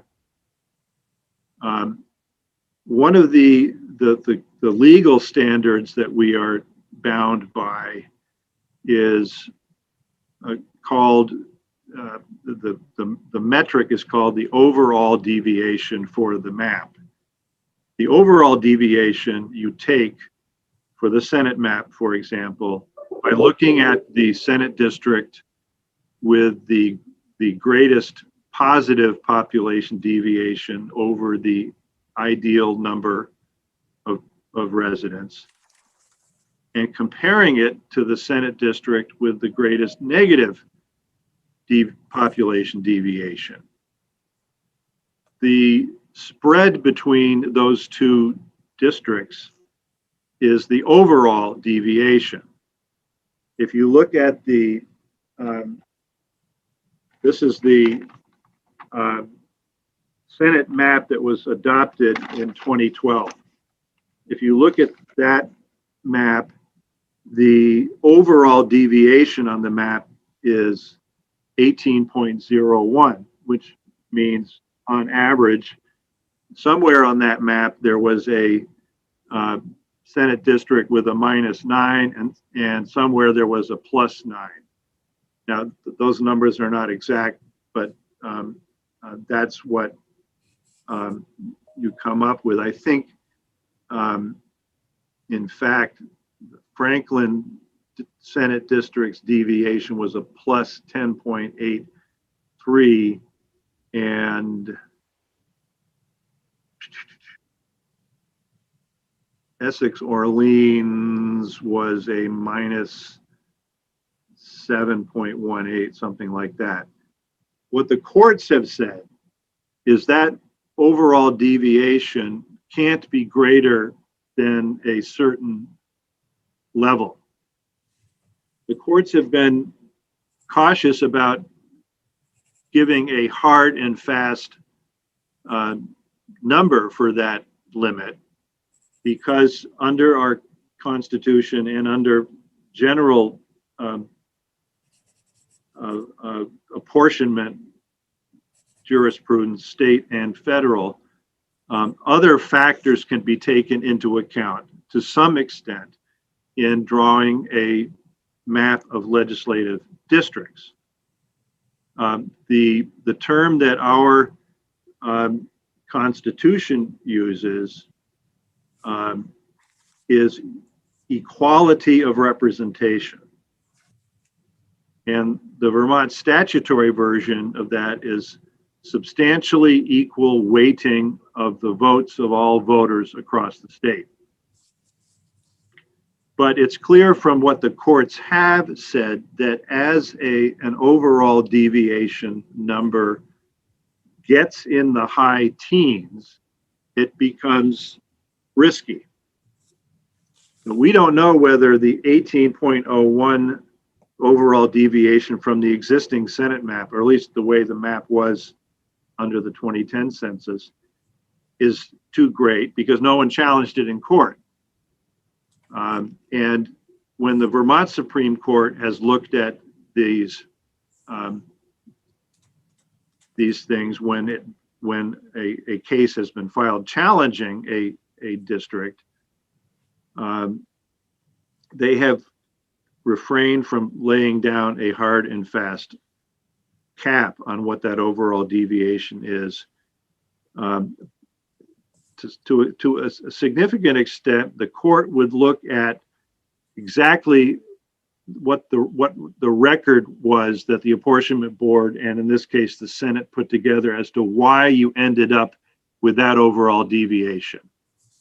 You know, and so to the extent that the documentation and the reasoning that you put into your reports, the apportionment board's report and what the Senate and the House do, if it's challenged, you can go to the Supreme Court and say, well, these are the reasons. And our Constitution says that we're supposed to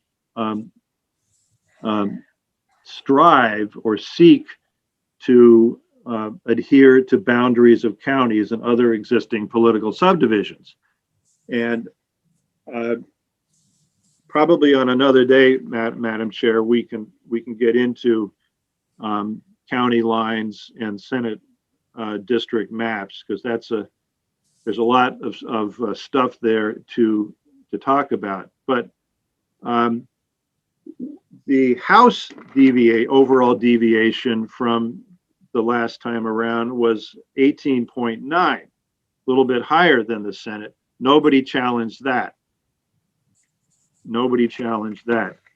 If you look at the Vermont Center for Geographic Information estimated data that has been dropped into the existing Senate and House district maps, the overall deviation currently in the Senate map is 24.92. And you get that from the estimates are that the Bennington district is a -10.17. And the Chittenden district is a plus 14.75. Franklin's a plus 14.3, Lamoille's plus 13.19. And all of this information, committee members, the apportionment board has a website on the top banner at the Secretary of State's webpage. You'll see a place to click for apportionment. That'll take you to the apportionment board's website. And within that, there is a link to the data that the Center for Geographic Information has put together. And that's where those estimated Senate district and House district deviations are located. So that's you're almost a 25 overall deviation. Don't feel bad though, because in the House, it's closer to 35. Whoa. Because the population variations show up as more significant spikes the smaller the geographic unit you look at. It makes perfect sense. In the state's population, I think the census estimates will have dropped by a couple of thousand people over the 10-year period we're looking at.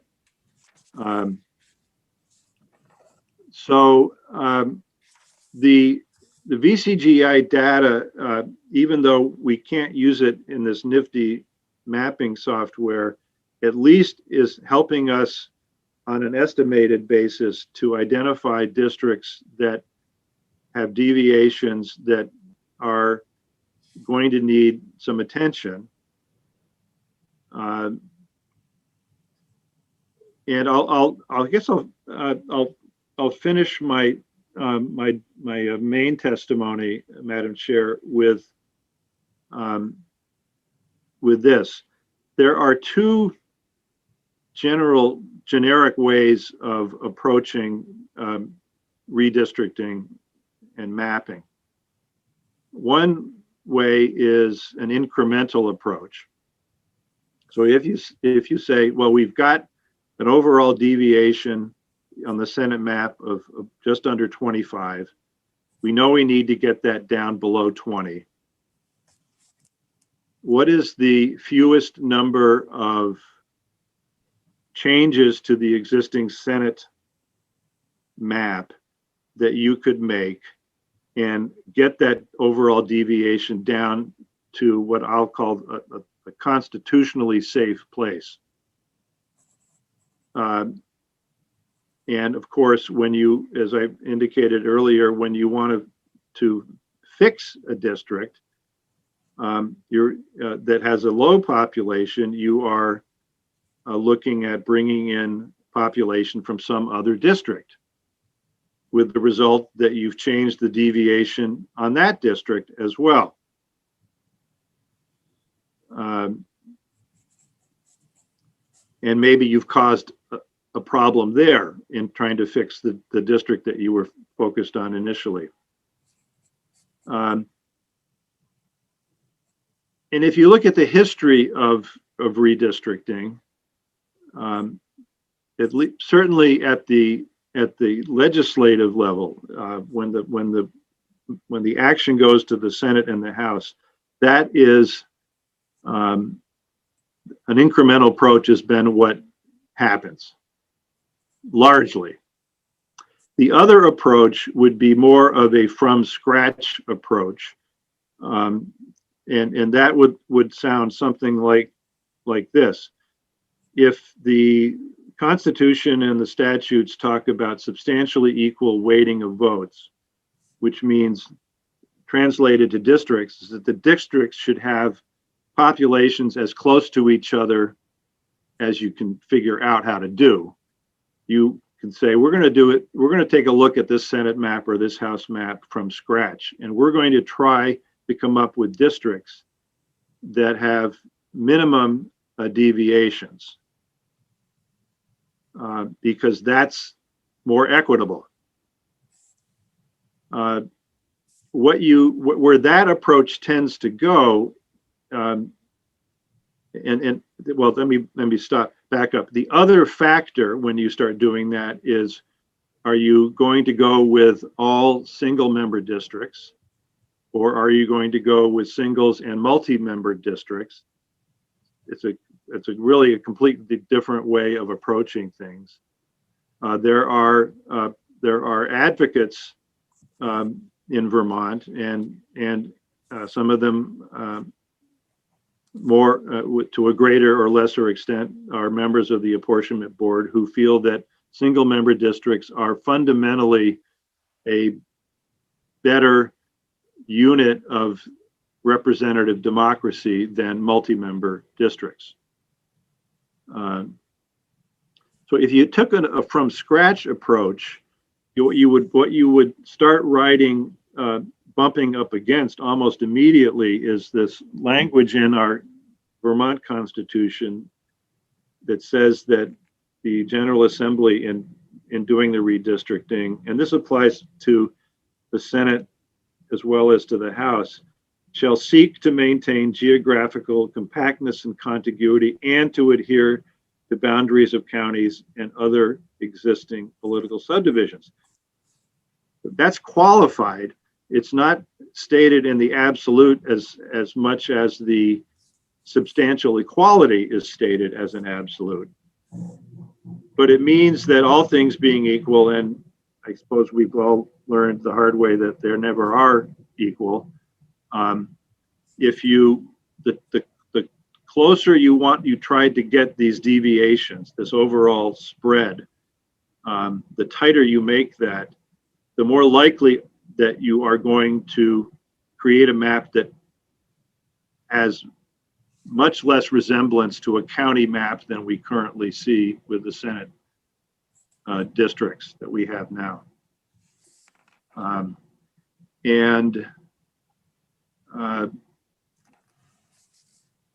Those are the two general approaches. And my lastly, and this applies with equal force to the House map, Madam Chair, is that if you sort of stand back and look at what's happened to the population of the state of Vermont, and this, if you've been following this, this is not a new phenomenon. This has been happening on a gradual but somewhat steady basis, for 30, 40 plus years. You could, and if you stand back and say, let's look at the population of Bulge in Lamoille, Franklin, and Chittenden, and let's look at the population ebbing in Bennington, Rutland, Wyndham. Windsor, and you could say, maybe we should have another senator in the northwest quadrant of the state. Can I, Tom, I'm going to, That's maybe a good place to stop. yeah, I mean, this is getting into a little more detail than I think we need right today. And I'm cognizant of the fact that we're about 5 minutes behind actually we're more because we didn't take a break. But I'm going to suggest, I think that where Tom stopped was, or where I made him stop, was is a huge issue that we're going to have to deal with next year. And the only, the other thing we're going to have to deal with is we passed last year a bill that says that no Senate district can have more than 3 people. So that means that even if we did nothing else, Chittenden has to break up. So, but they're going to be huge issues. So what I would ask us to do is probably in a month at the end of February, would it be possible for the two of you to come back and maybe have more clarity then about what numbers we might have and where we might go? And I think, Tom, you are right on about thinking that the because it is going to be a huge issue this year, I think, huger than I chaired it in the last one, whatever that year was. And I think that it's going to be even huger this year because of that shift and Yeah. because of the 3-member prohibition. Will we, that you're right about us starting early. So would we, by the end of February, be any farther along so that we know more what we're talking about? In terms of the delivery of the final census numbers, I hope we know a lot more in 2 weeks, but Okay, we won't know until we get there. There is a U.S. Senate bill that was introduced last week to delay the U.S. Census finalization 3 to 4 months to give the census an opportunity to correct what the sponsors of that bill feel are grave errors or Okay. mismanagement. There's litigation pending in a number of places in federal court to try to do the same thing, is to slow it down. From our perspective, we're trying to, we have this interest in getting it moving, but we want it to be done right. And I certainly think by the end of February, we will know where much more than we know now. We might even know in a couple of weeks. And I'll make sure that as we learn more about that, we'll give you the information. And I'll also say, you have 2 or 3 members of the staff attorneys on legislative council who are keeping a very close eye on that issue as well. And you have them at your, I know they'd be happy to come in and talk to you. so let's schedule this again for the end of February when we'll have more information. And then also talk about whether we'll need, if we want to have a reapportionment committee set up so that it can start over the summer, fall, if we need to have legislation around that in the Senate, because in the Senate, it isn't just the Government Operations Committee. So I'll find out that information and see what we need to do. Does that make sense? Yes, ma'am. Okay. So with that, thank you so much. I really appreciate it. Jason, thank you for conducting a great You are very welcome, Chair. I would say I put some stuff in the chat if everybody wants to. What Tom said is definitely true with John. John was on our committee, and so I work with him nice and quietly. He's amazing, but he did something that you might find interesting. He ran a daily tabulation of census counts from the start of the census until it ended for each county. So that link is in there if you want to see it. Okay. Thank you. Wow. So Tom, Is there, you're not the only nerd, Tom. I'm an information nerd. So well, and John is an information. John, for all the senators, is married to Carolyn Wesley, who's our Senate Pro Tem's right hand. Oh, And that's John Adams. And I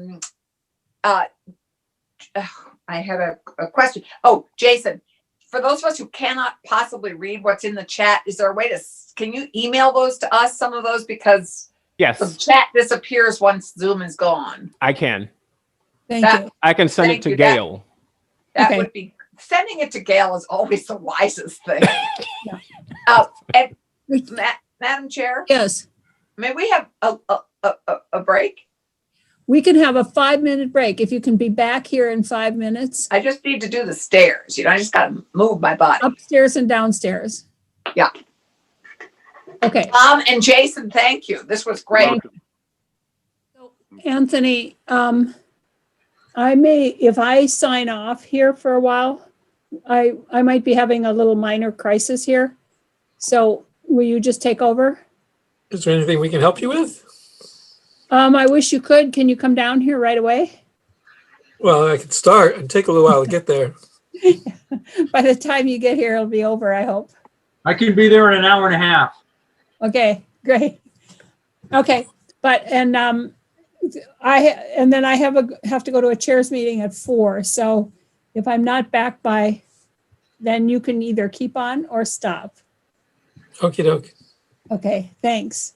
So Lauren, we are going to hear about where you are, what your priorities are, and if you can give us some suggestions about the impact of the COVID money that you, if you got any, and what you might need going forward, because we're looking at any money that might be available for our areas of concern.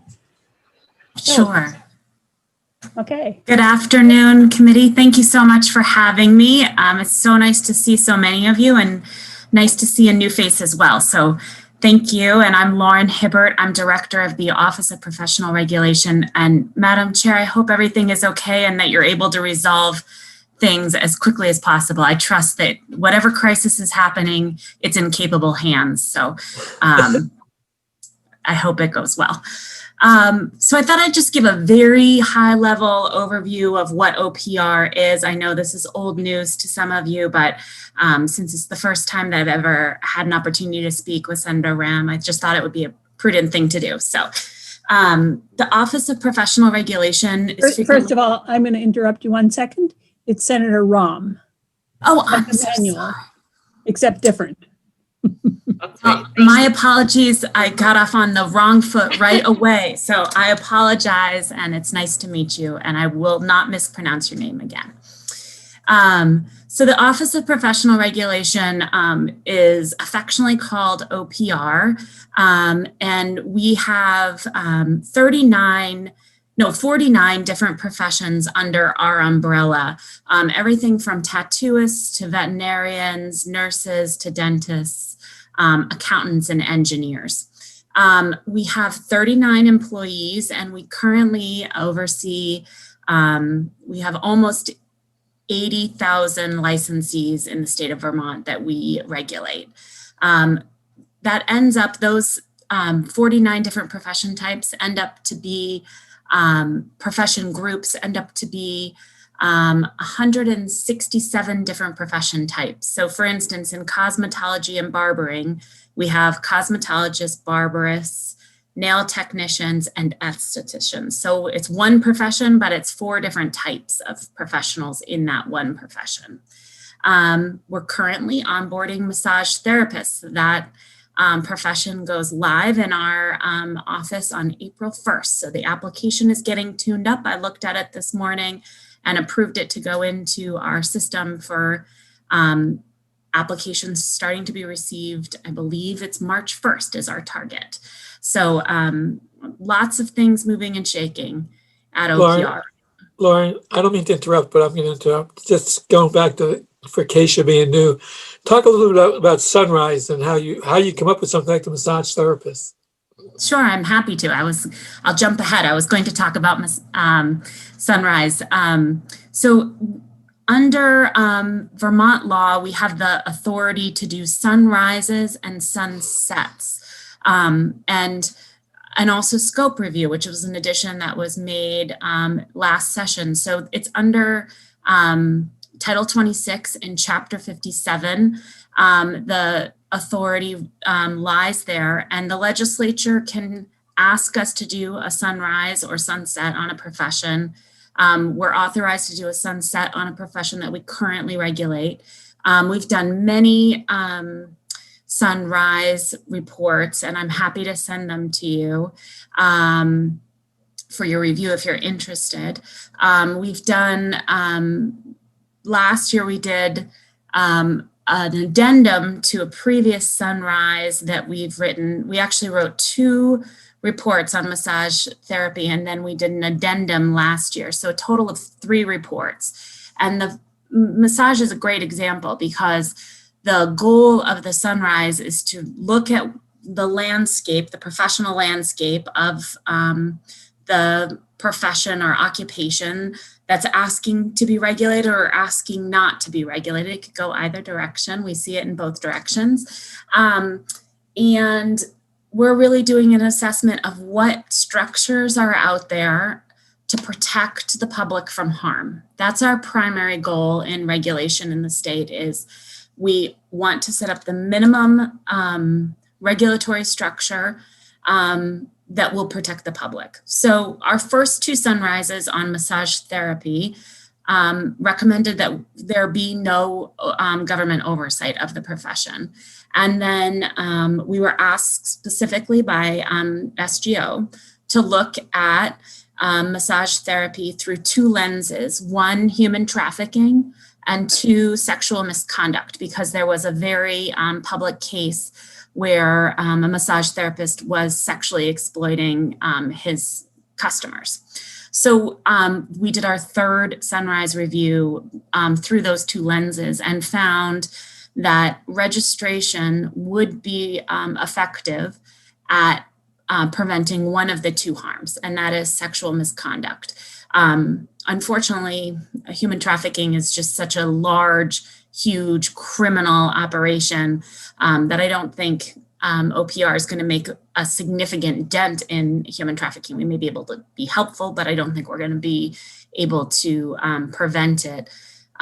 We won't be able to prevent sexual misconduct either, but when there is a bad actor, there will be a complaint mechanism where someone can come to our office, file a complaint, we'll investigate that complaint, and then we have the authority and appropriate regulatory mechanisms to remove them from practice. And that's an important piece of our public protection mechanism. We not only come to the legislature and ask for guidelines and structures through statutes and rulemaking for what is required, what the qualifications are for a professional, but we also have the authority to receive complaints, prosecute those complaints, investigate those complaints, and then remove or remediate someone's behavior.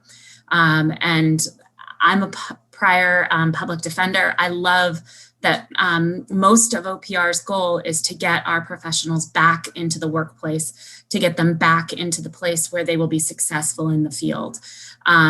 We do that through a variety of means. We investigate a significant amount of drug diversions. We have definitely see that some of our professionals struggle with addiction. We try to get them back to a place of sobriety and support so they can get back into the profession. Sometimes there's practice issues. So we have supervised practice or corrective measures, classes that people can take to correct sort of the professional shortcomings that they may have experienced. And a lot of our cases come from failure to phone a friend. So sometimes we're just creating a friendship network, a colleague support system for someone so that when they encounter that problem again, they have someone to call.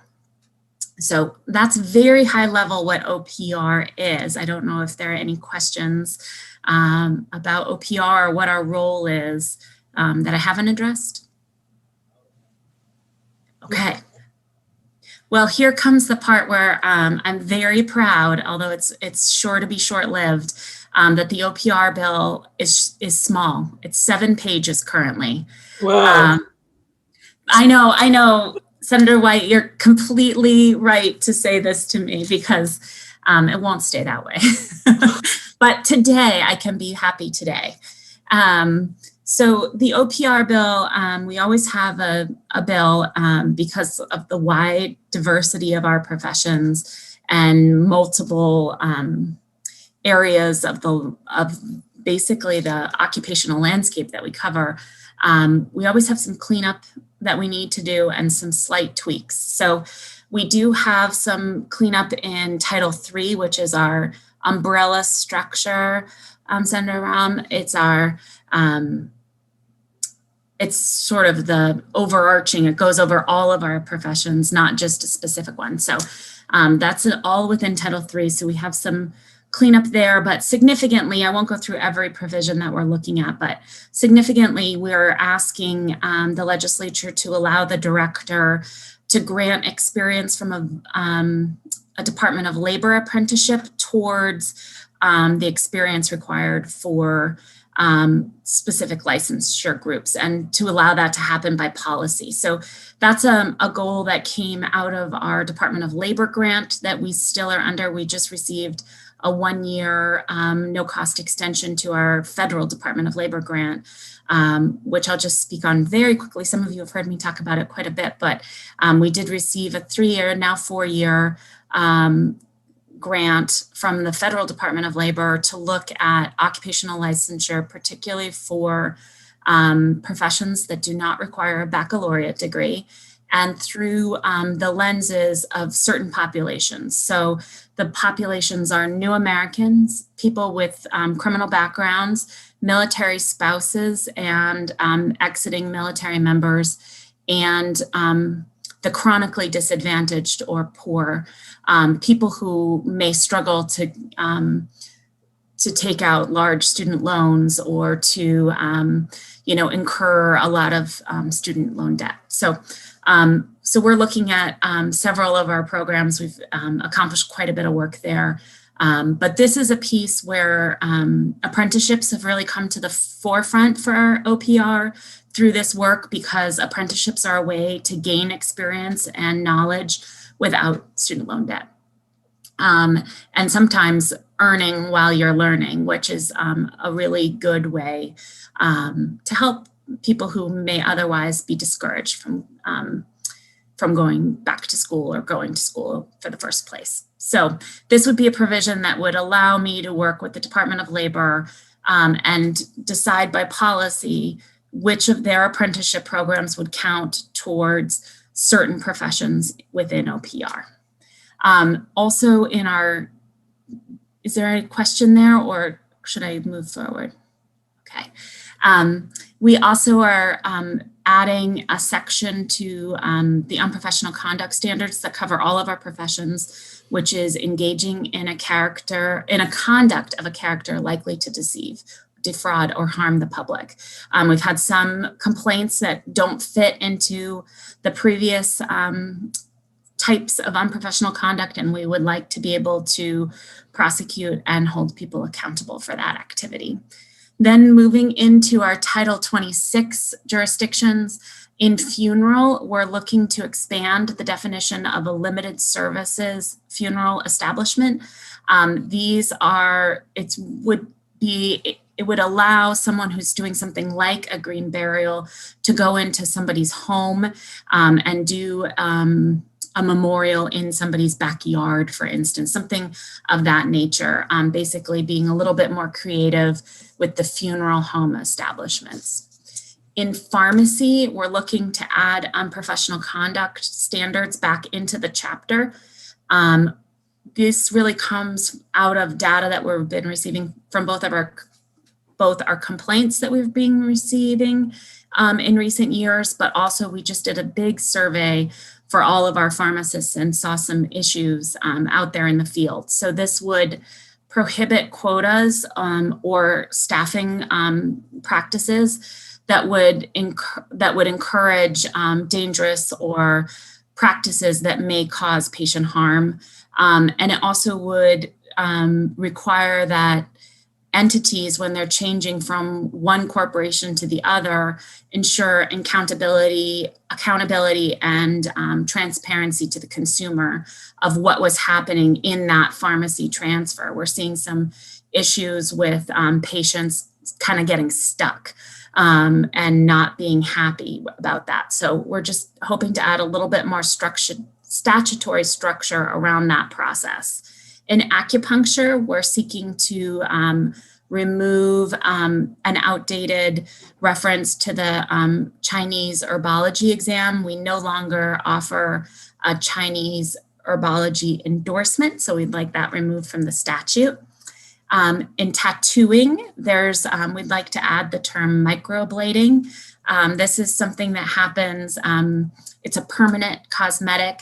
It's tattooing of eyebrows. There's quite a bit of kerfuffle about who's allowed to do it, and it's squarely in the tattooists. So we'd like to add that definition to the tattooist chapter. And then in the nursing home administrators arena, we are asking for session law to be included that would strike from the administrative rules of the nursing home administrators a requirement that their supervision be done directly, meaning in the same building. The rules are outdated. They were written quite some time ago. I don't have the year that they were updated in front of me, but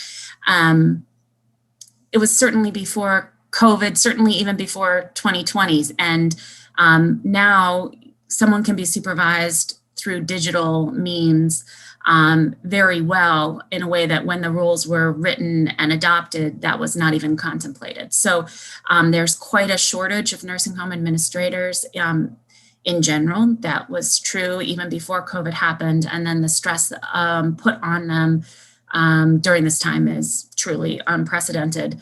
And also it would help with the coming and going of people in and out of these facilities. So we think this is a good way to go, and obviously we will update the rules, but it just can't be the first priority right now. And this is a pressure gap on nursing home administrators. So we're thinking this session law is a good approach to solve the problem. And that's the OPR bill. That isn't the end of OPR's priorities, though. That's just the end of the OPR bill as written, which is why the bill may get to more than 7 pages, as Madam Chair aptly reminded me very quickly. So does anyone have any questions on the OPR bill? Senator Clarkson? So I understand the House has a general contractor bill. Are we not going to revisit that? That was about to come into my other priorities, Senator Clarkson. Then I will let you take it as you wish. Senator Rahm? I don't know if this was exactly related to the bill, but you said something about specific consideration for new Americans, and I'd love to see that language, if possible. I think what we have in our folder is just your mixed martial arts letter. So I just don't have a whole lot of other language to look at. So if there's something you could send, that would be great. And I don't know if I really caught this right. For whatever reason, I used to be the expert on funerals and burial grounds when I was on House General. But I'm really interested to hear about that change, particularly if it is related. A lot of new Americans, particularly Hindus, like to have final rites of passage in their backyards, someone's body. That happens in my family. So it's great to hear that that's a possible change that's being made, but would love to hear more about that body of work. Sure. I can absolutely give you some more information on funeral, particularly as we get more into the bill, but it is intended to allow those sort of backyard memorials and services. And it was directly related to green burial, but could be more related to different traditions and belief systems as well, I'm sure.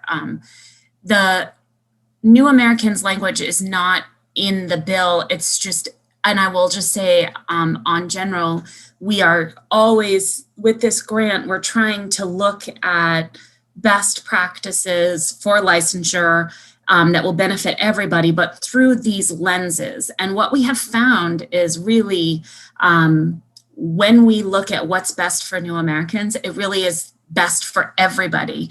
And I think that's, in talking with other new American groups and sort of talking about this with state agencies, you really find that government isn't incredibly open or transparent or even comprehensible to anybody. And so when we improve it for new Americans, we're really improving it for everybody. So the bill doesn't have anything specific to new Americans in it. I will say that we have done a lot of work under the grant for new Americans. 2 years ago, we had a bill which requires us to write rules. We're currently in development of those rules. They're about to go out to public comment. They were a bit postponed due to COVID, where we have to have a process by which we look at training of people who are trained outside of America. A lot of our professions requirements are very American-based, which is a problem. And we need to have a process by which the director, whoever is sitting in that seat, it just currently happens to be me, can look at experiences outside of America and make equivalency determinations. So we have a rule that's about to go to LCAR and ICAR, about to be filed in ICAR actually, around that process so that we can get that experience equivalence determinations made for someone who's foreign trained. We're in the process of making an informational video for our website that will be translated into many languages so that explains basically exactly what I just explained to all of you about who we are, what we do, how we operate, so that we can have sort of an infomercial on how someone can get a professional license in the state of Vermont. But that will benefit everyone, and not just new Americans, but it has the ability to be translated into many different languages, which is part of our grant work. So this bill doesn't have any language specific to new Americans, but we're always looking at it. It's a high priority for us. You've just preempted so many of my concerns and philosophical beliefs. So I just really appreciate that. And I'm really happy to help as I keep my ear to the ground, because that's a population I particularly serve here in my county. Right. Well, we would appreciate any insight that you have. And, you know, I think we have the burden to integrate and to learn, but that is sometimes hard to know who to communicate with. So we'd appreciate any help that you have as well. Senator Clarkson, do you have a question? I do. You in part answered it, which is the discretion we gave you as the director to consider licensure and training in other jurisdictions, in other countries. I mean, this again goes to new Americans and others, and even our own citizens who choose to be educated elsewhere.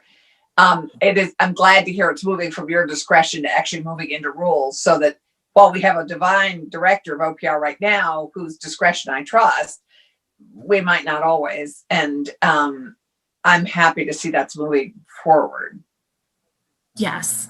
No, I appreciate your trust, and I really appreciate that. But I think a process is important to hold any government actor accountable. So that's why the rules are really necessary, and a transparent, publicly posted process is important as well. Because, for instance, with the second chance determination, which was a bill, not new Americans, but people with criminal backgrounds, and Senator Ramnat, that is somebody who has a criminal background who may not know if they would be able to be, let's say, an accountant. Before they even go to school, the legislature gave us the authority to get a predetermination application, which means that they would tell us which profession they were interested in and what their criminal background is. We would review it, and we would say if that would be a bar to ever becoming an accountant. And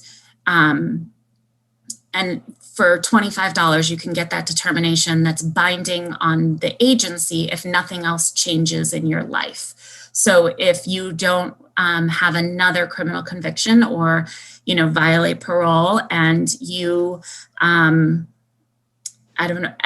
you have a criminal background, and we say, yes, that's okay, you can become an accountant, then you can go to school, become an accountant, invest that money, and trust that when you leave college, you will be able, and your master's program, you will be able to become an accountant. And that was something that a few other states are doing.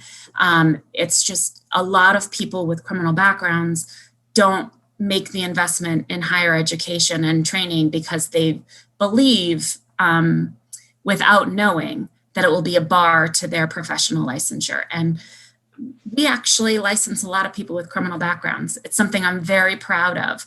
I really think that access to the professional landscape and employment is something we can do. If we as a society believe in rehabilitation, we have to allow for people to become licensed as professionals, even though they have criminal backgrounds. So it's a case-by-case determination, and we're careful about it, but it's something that we do and that I'm very proud of. So well, and key to bringing our recidivism numbers down.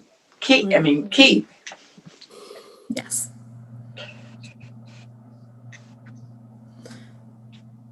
Well, Lauren, do you want to take a couple minutes to go through the non-OPR bill priorities that you have?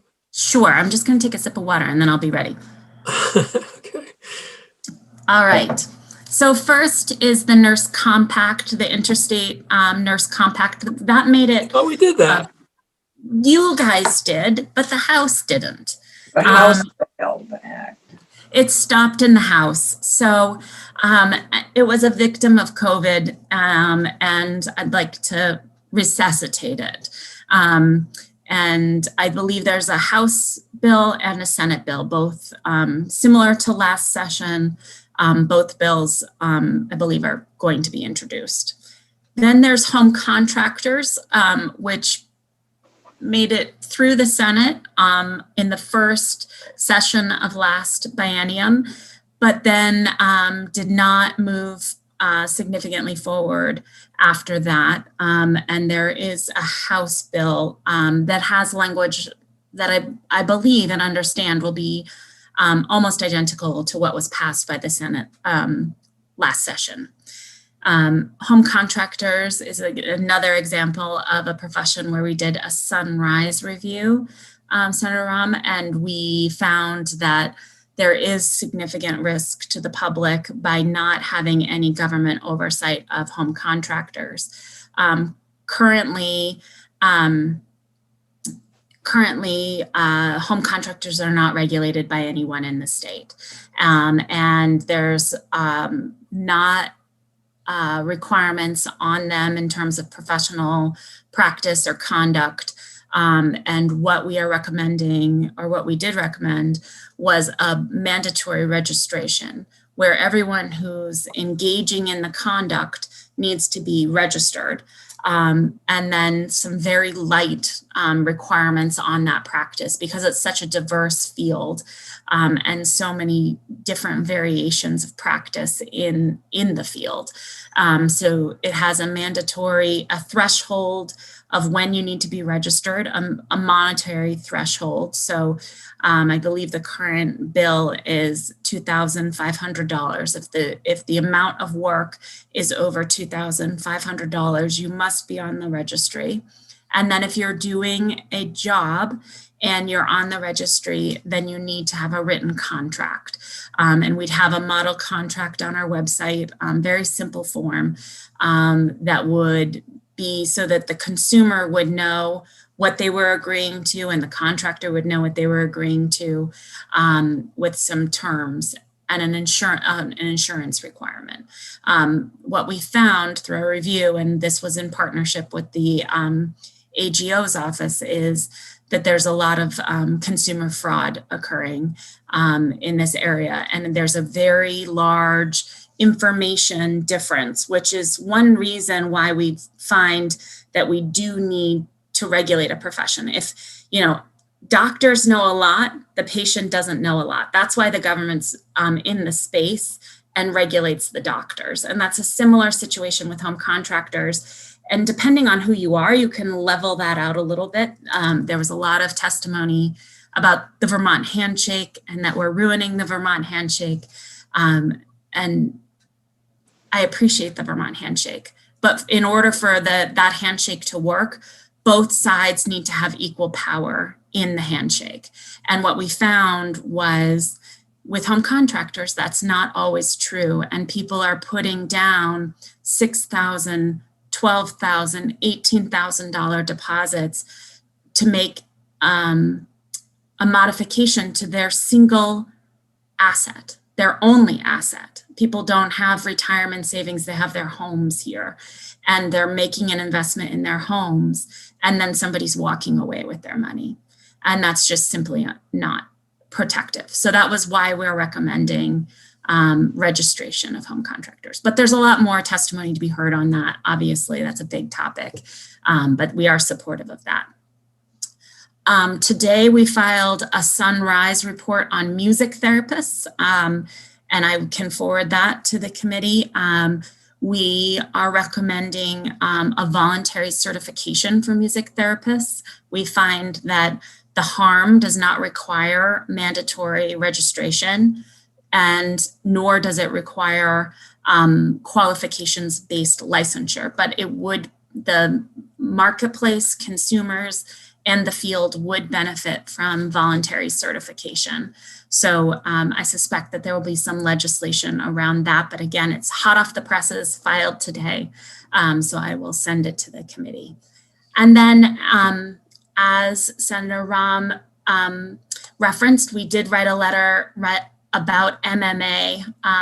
We are struggling with the current regulatory overview that we have of MMA. There were some very public instances of MMA fighting occurring in the summer and early fall with kids during COVID. And it really exposed some problems with our current MMA structure. So those are priorities not within the OPR bill, but that are important to OPR. There's one, Senator White was here, but we are partnering with the governor's office on a bill, working with ANR and moving well drillers over to OPR. So that is work that is ongoing. Thank you, Senator Clarkson. So we're working on that structural move of well drillers. And this comes out of a report that we wrote with the governor's office last session, reviewing all of the regulatory licensing agencies in the state and reviewing how they're set up and where regulatory licensing functions are working well and where there could be benefits to Vermonters out there by consolidation or streamlining or refocusing how the work is done. There's also a Thank you, small Laura. piece. Oh, I'm sorry. No, I was going to wrap up, but do you have something else to add?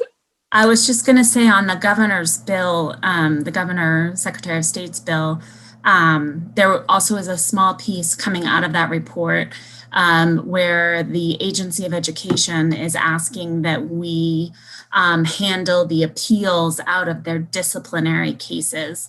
And we are agreeing to do that. So that will be a piece of that bill as well. Okay. I know that Senator Clarkson has another meeting she has to get to, and Senator White has also gone to the chair's meeting. Allison, oh, she's gone. Okay, I thought she was raising her hand to speak, but I appreciate you giving us the rundown, Lauren. And as Senator Collmore knows, and Senator Rahm will find out, we see quite a bit of you throughout the session. So we look forward to it. And I'm glad that most of what you're talking about this time doesn't seem very controversial. No speech pathologists, none of that kind of stuff. So I'm kind of glad. I hope so, Senator Polina. I hope so, but I can't promise, but I hope so. And I wish that I could see you all in person, obviously. Yeah, really. But this Zoom will have to suffice. So thank you. Thank you. Appreciate all your good work, and we'll be in touch, I'm sure. Sounds wonderful. Thank you. See you soon. Bye. Bye.